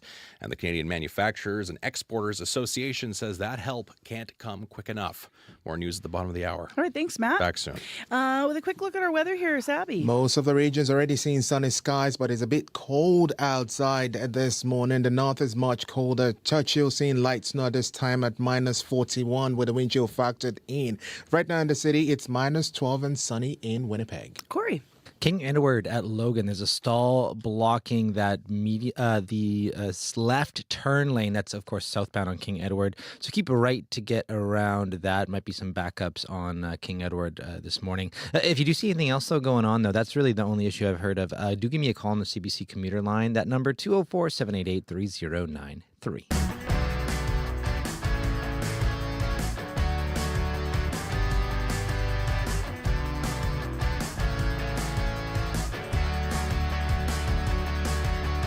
Well, this is Fraud Prevention Month, and it comes with a warning. Powered by artificial intelligence, scams are getting much more convincing. CBC Marketplace has tackled scams for years, but now for the first time, it asked some of the world's biggest scam busters to show how they shut down scammers cold. David Common is a contributing host and is with us live now on CBC. Hi, David. Good morning. So how has AI superpowered scammers? So, you got to think about what scammers are trying to do. They're often trying to impersonate somebody else and try to sound legitimate as they do that. So they may pretend to be police and say you're in trouble, or they're the tax authorities and you owe money, or they're the bank and your account has been hacked or something along those lines. The challenge for them is to try to sound believable, to try to sound trustworthy. And the more information they know about you, the more they're able to do that. That's what AI can do for them. It can comb vast amounts of information from social media, from the dark web. And so they could say, for instance, they may know what bank you bank at. And that's one added way in which they can sound legitimate. But the clear and present danger around AI and scams is probably voice cloning. And basically AI can, with just a 3-second sample of your voice, which it could get from social media, any Facebook post or something like that you've put up over the years, it can take that and it can learn to talk like you, learn to have a conversation like you. And we know about how scammers are doing this because we met a grandmother in Ontario who got a phone call, really sounded like her grandson. She was convinced it was her grandson, talked just like him, said he was in trouble, needed some money.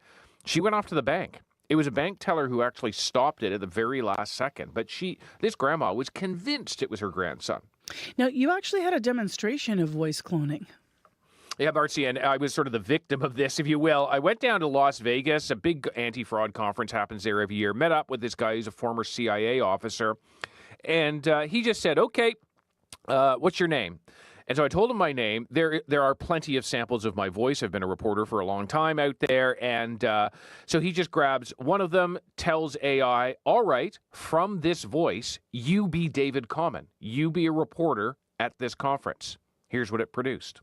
Hi, this is David Common reporting from Las Vegas, Nevada at the 35th Annual ACFE Global Fraud Conference. This event brings together thousands of fraud fighters from around the world where they can network and share insights into challenges presented by fraudsters. So that's nuts. That's the real me. Everything else is the fake me. Wow. And it gives you a sense, That's Marcy, nuts. it is nuts. Yeah. It's not an exact match. But he did this in under a minute. It may well have fooled members of my family if it came in through a phone call. So what's the recourse here? Like, what can people do? So, look, some of the old rules are still good rules around scams. If something seems too good to be true, probably is. This is particularly true of investment and romance scams, and those are big in Manitoba right now, so a thing to be watching out for. Also slowing down scams. If scammers really want you to feel like it's urgent, that you have to act now a lot of the time, and that is something you just want to try to slow things down. There are other things. If we have someone who's vulnerable in our life, particularly if we don't live in the same community as them or we don't see them on the regular, it can help to have a code word, to basically write down on an index card a word that you put by your vulnerable loved one's phone. And then if they're on the phone with you or some other family member and they're not totally sure that it's them, they just ask for the code word. Scammer's not going to know it. So that's one antidote. But another big one is if the scammers are using AI against us, then we should use AI against them. And there's a British telecom that's doing this. You may have heard of it. They basically are able to identify a lot of the scam calls, reroute them to this AI server that is really the persona of an English grandma. And she just talks to the scammers over and over and over. The scammers think they're onto a victim. They think they're making headway. They think they're on their way to a payday. They are not. It is just it is scamming the scammers. And it's hilarious to listen to. Here's a sample. Hello, scammers. I'm your worst nightmare. I'm an AI created by O2 to waste phone scammers' time. Because while they're busy talking to me, they can't be scamming you. And let's face it, dear, I've got all the time in the world. Right? I saw her last night in your TV piece on CBC. I love her. I love her. Yeah. Now, you also brought together a group of professional scam busters, and you teamed up with them to take on and take down scammers. How did that go? Yeah, these three guys, I mean, they're amazing, their skills, but they're also really entertaining. They put on voices as well, but it's the things they can do. Like, they can infiltrate those scammer networks. They can see their screens, turn on their webcams, take pictures of the scammers, identify them, report them to authorities. They can take over the security camera, video cameras in the scam centers that are often overseas. It's amazing what they can do. So we asked them to get all together. They did, first time that they've ever done that. And it's wild watching them. And I want to play for you, an excerpt of the episode tonight in which two of these really world-famous scam busters, Jim Browning and Pleasant Green, both of those are aliases, they identify a scam that is happening in that moment and then work fast to interrupt it. It looks like this scammer is able to see the victim's computer and they've logged into their bank account. How much money is in that bank account? A very substantial amount. On one account alone, there's nearly 250,000. Whoa, so there's a lot that could be lost. Ben has to move fast. So I'll try calling her right now. Identifying the victim and racing to stop her life savings from disappearing. Hi, is this Geraldine? My name is Ben. Wow, like right in progress. Did they save the woman? They sure did, Marcy. Yeah. And that just keeps happening over and over again in this special hour-long episode. And it's really the culmination for us after nearly a decade of looking into this. I mean, you may remember at one point I went off to India where some of these scam centers are based and actually burst in on a scam center and took them to task. And they all ran away and shut down the scam center after that. But it's nice to see, and it's amazing watching these guys fighting the good fight to protect the little guy. Thanks very much, David. I really appreciate the report and all the sound in it this morning as well to get a sense of how sophisticated this has all become. It's amazing. Thanks a lot, Marcy. Amazing and unsettling. CBC Marketplace contributing host David Common. For their full investigation, it's on tonight. You can watch Scam Stoppers. It's on at 8 o'clock on CBC Television, and you can also catch it on CBC Gem. Every corner of Canada deserves a voice. Local news connects us from coast to coast to coast. CBC is expanding local news locations all over the country, and we're looking for storytellers. Help us tell your story and make a difference in your community. Visit cbc.ca/workwithus to apply today. Time right now is 8:20 a.m. on CBC. I'm Marcy Marcusa, and today in Winnipeg we're at minus 12 currently. Mainly sunny. There's almost this foggy sort of, low-hanging cloud over the clouds downtown currently. It is partly cloudy over in Brandon right now. It's minus 13, so similar across the south here. Thompson, a lot colder. It's partly cloudy. It's minus 32, and you've been there all morning. Layer up, though, even here in Winnipeg, our temperature is going to fall this afternoon to about minus 13, so we're not going to get warmer than we are right now. In fact, we're going to get a little colder. Well, next on the program, U.S. and Chinese tariffs could leave Manitoba with a nearly $2 billion deficit this coming year. That's according to the latest provincial budget released yesterday. Now, for the NDP this fiscal year, they say is all about, quote, Trump-proofing our economy. The province is prepared to spend up to $500 million to support tariff-affected businesses and workers in what could be Manitoba's worst recession since 2009. On top of that, the NDP is making promises. They're prioritizing building new infrastructure, so including 11 new schools. We've had a lot of reaction to the budget already this morning. And right now in studio live with us, PCMLA and finance critic Lauren Stone. Good morning to you. Good morning, Marcy. Thanks for having me. Thanks for being here this morning. So your word, I think, for this budget was it was disappointing. Tell me why. Yeah, I really think that the NDP missed the moment of today. It seems that this budget was completely unplanned for the economic realities that Manitobans and Manitoban businesses are facing today in the wake of not just U.S. Tariffs, but also Chinese tariffs as well. We are caught between two trade wars, and I think what Manitobans were looking for, and certainly what I was looking for today, was tax relief for Manitobans, tax relief for Manitoba businesses, not a year from now, but today. And the NDP missed the mark on that one. They did vow to reduce payroll taxes. Not enough of a commitment, though?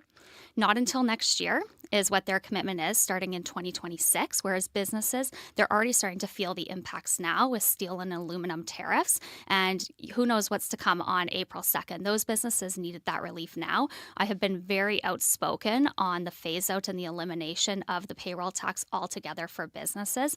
This should have been done a year ago. This was the plan that the PCs had started to implement with phasing out the payroll tax for businesses, and the NDP chose not to do it last year. So they're 2 years late on phasing this out, and the businesses need that today, not a year from now.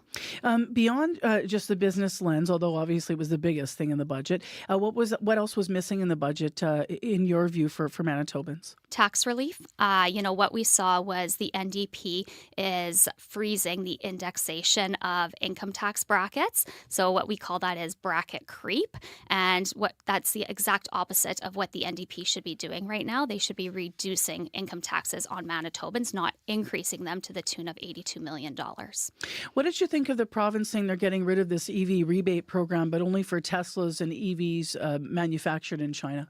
Yeah, it's clearly symbolism over substance, and Manitobans need substance right now, and that's really not what we're seeing. I believe that Manitobans deserve to use their money the way that they wish, and it's not up for government to interfere in those purchasing decisions, especially when we don't really have a EV market here in Canada. I certainly encourage to buy local, but our options are very limited, which goes to a much bigger problem here in Canada about building up our own economy and our own manufacturing capabilities. Part of the budget was focused on suggesting at least that it was going to do that, build up the province in the face of the tariffs coming from China and the States. Where did they not go far enough? Yeah, so as I've already mentioned, we haven't seen that tax relief for businesses that businesses need right now and manufacturers need right now. The payroll tax threshold increases don't start until next year. Quite frankly, that takes small businesses off of the payroll tax in a year's time, but that doesn't actually impact a lot of the major manufacturers that we have here in this province that employ less than 100 people that are paying, upwards of $400,000, $500,000 in payroll tax a year. How do we compare to other provinces in your view? Like when you look next door to Saskatchewan, because all premiers are facing the same, provinces rather, are facing the same issues with the tariffs are on, tariffs are off, counter tariffs, what's going on. Have you seen other measures, or would your party bring forth other measures? Should you, had you been in government, that how would you have done it differently? Yeah, for sure. So one of the things that I was disappointed in the most was the lack of a trade strategy for Manitoba. This is where we're seeing other provinces really take that opportunity to implement actionable items in terms of looking at different export markets, looking at reducing interprovincial trade barriers. And this budget really didn't capitalize on that. We've recently seen Premier Smith and Premier Moe out in Alberta and Saskatchewan really take advantage of significant investments in a trade strategy and a trade export strategy. And that did not happen here in Manitoba. We did not see any firm, actionable commitments to reducing interprovincial trade barriers here in Manitoba. And we are seeing other jurisdictions, including Premier Houston out east, actually put in legislation to commit to breaking down those interprovincial trade barriers. And we have not had that commitment from the province of Manitoba. What did you like in the provincial budget? Yeah, so a shout out to my colleague, the MLA for Roblin, Kathleen Cook. She's the health critic, and for over a year, she has been advocating for reducing the age of breast screening to 40. That was in the budget. It is because of her advocacy and working with the breast cancer community and survivors and various organizations that is even in the budget. And I commend her for that. I am slowly approaching that age range. Many of my friends and family members are, and I think it's important for early detection of breast cancer. So it's great for her that that's in the budget. I mentioned in the introduction that the infrastructure, the NDP says they're going to boost spending on for example, 11 new schools. What would you say to people that might say it's worth sort of going into debt for that? Yeah, well, what I would say is many of those announcements were actually previous announcements from the PC government. There's not a lot new in there.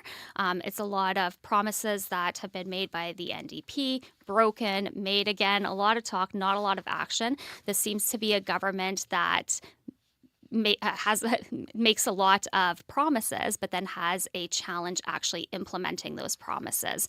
So, you know, these new schools, shovels could have been in the ground already 17 months ago, and they weren't. The NDP delayed them, and now costs have skyrocketed for a lot of those projects for building. Appreciate having you in to talk about the budget, Lauren Stone. Come back anytime. Thank you. Thank you so much for having me, Marcy. That's Lauren Stone, MLA for Midland and the finance critic for the Progressive Conservatives. Well, to this morning, lots of budget reaction. Budget in this province came down yesterday. And if you want to weigh in, you know where to reach us. We're on our listener line at 788-3205. We carry a world of information in our pockets because we want to know. Breaking news that shapes our world. Staying on top of stories around the globe. And connected close to home. It's news you can trust. Delivered when you want and where you want. On Canada's News app. Now with CBC Radio 1. Local and live. Download the CBC News app for free. It's 8:28. It's Friday morning. It's minus 12 in Winnipeg. And before you know it, it's going to be lunch hour. And that means Marjorie Dalhouse will be on the air here on CBC with Radio Noon. And what you're calling about today, Marge? Well, it's not warm out there right now. Our temperature actually took a dip, but we've been seeing temperatures warm up. A lot of people thinking ahead to gardening, getting those yards ready. But of course, what do you need for a good garden? You need a good base, good soil. How do you get good soil? Composting. Today on the show, we're going to be talking about composting. Maybe you have some questions. Where do you start? Do you want to do it? How do you do it? Give us a call on Radio Noon today. We'll take your questions and comments coming up after 12:30. All right. Thanks, Marjorie. Thanks, Marcy. Getting a jump on spring. Today, Marge is right. Yesterday was so beautiful. Today, unfortunately, we will fall to minus 13. But that's the way it goes, right? We're going to be back above zero through the weekend here, though. Thanks for being with us this morning on CBC 89.3 FM 990 AM on the app and YouTube. I'm Marcy Marcusa. We have more thank yous after the news, but I just want to thank our live team today. So in our news department, Matt Humphrey in this morning, as well as Megan Ketchison and Aaron Broman. On our live team, our regular crew here behind the glass, Abby Adeyemi, Corey Funk, and Kevin Ipatebo, our YouTube producer. Thank you guys for all of your work, not just this week, but each and every day. And we'll give more thank yous out after the news to those who put our programming together here at CBC Manitoba and work on our team. I do want to mention one thing going on in traffic. King Edward and Logan, there's a stalled semi now that's blocking the southbound left turn lane. So keep right to pass, and you should expect potentially some southbound delays. Right now, it is time for your CBC Winnipeg News. This is CBC News. At 8:30, we're at minus 12 degrees with clear skies and wind in downtown Winnipeg. Good morning. I'm Matt Humphrey. Alice Niepenak says her grandson is no terrorist. Earlier this week, Mounties charged 19-year-old Nevin Young with 4 charges, including participation in activity of a terrorist group.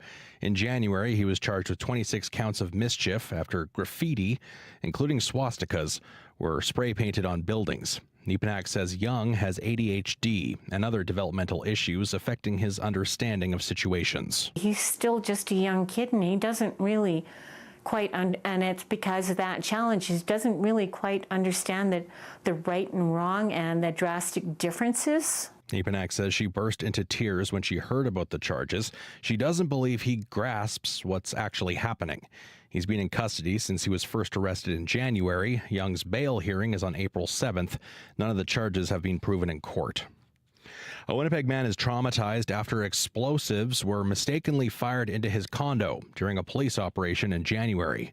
Saeed Avami says he was on the phone with his friend that morning when he heard an explosion and shattering glass. He says police later told him they targeted the wrong condo with what he believes were stun grenades. The explosion was so loud and horrible that my friend thought that it was an earthquake. He now suffers hearing damage. And Avami says while police apologized and officers later met with him and his wife, no follow-up emails got answered. He finally received a response Wednesday after CBC contacted police for comment multiple times. They say a full review is now underway of what happened. The new provincial budget calls for almost $500 million to support workers and businesses affected by tariffs.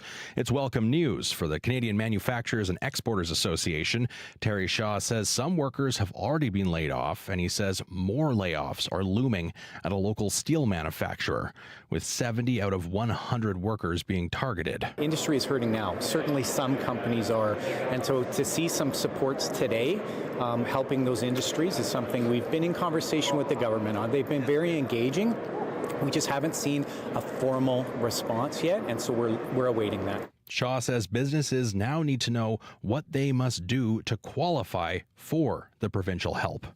Meanwhile, at least one expert in economics believes the province is being too optimistic about how much it can generate in income tax and retail sales tax revenues. The budget predicts income tax revenues will rise by 8%. Retail sales tax revenues are projected to climb by more than 6%. Conservative finance critic Lauren Stone doesn't think that's realistic. When Manitobans are stretched, they spend less into the economy.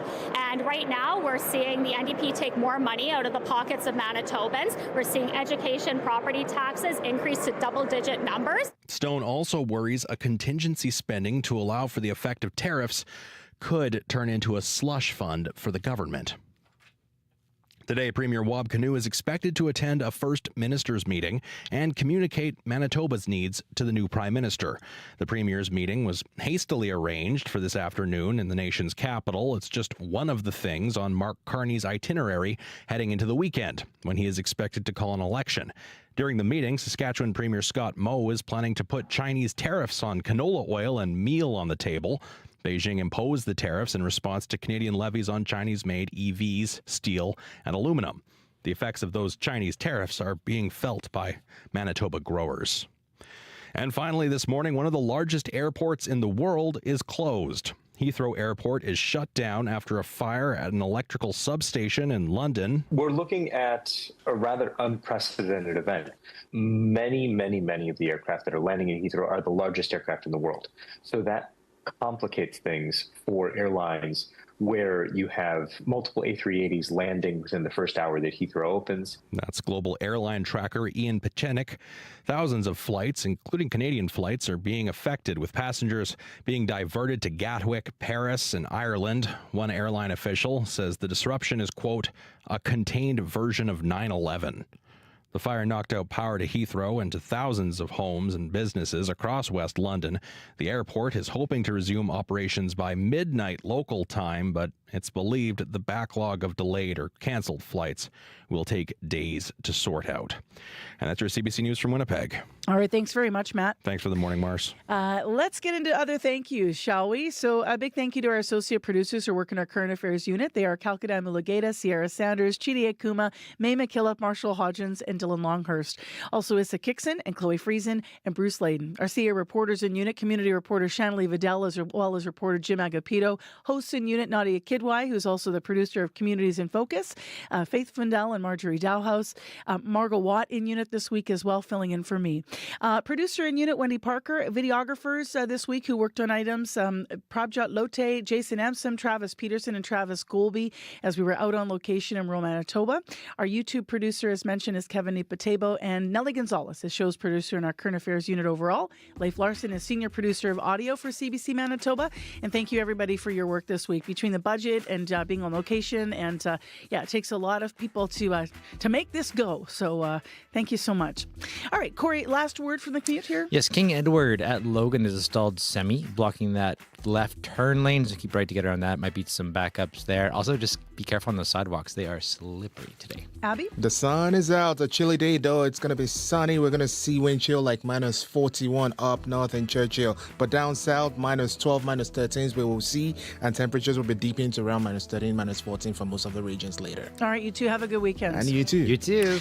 The Current is coming up next here on CBC. And actually this morning, Matt Galloway in part of the show is going to speak with Manitoba's Minister of Families, Nahani Fontaine.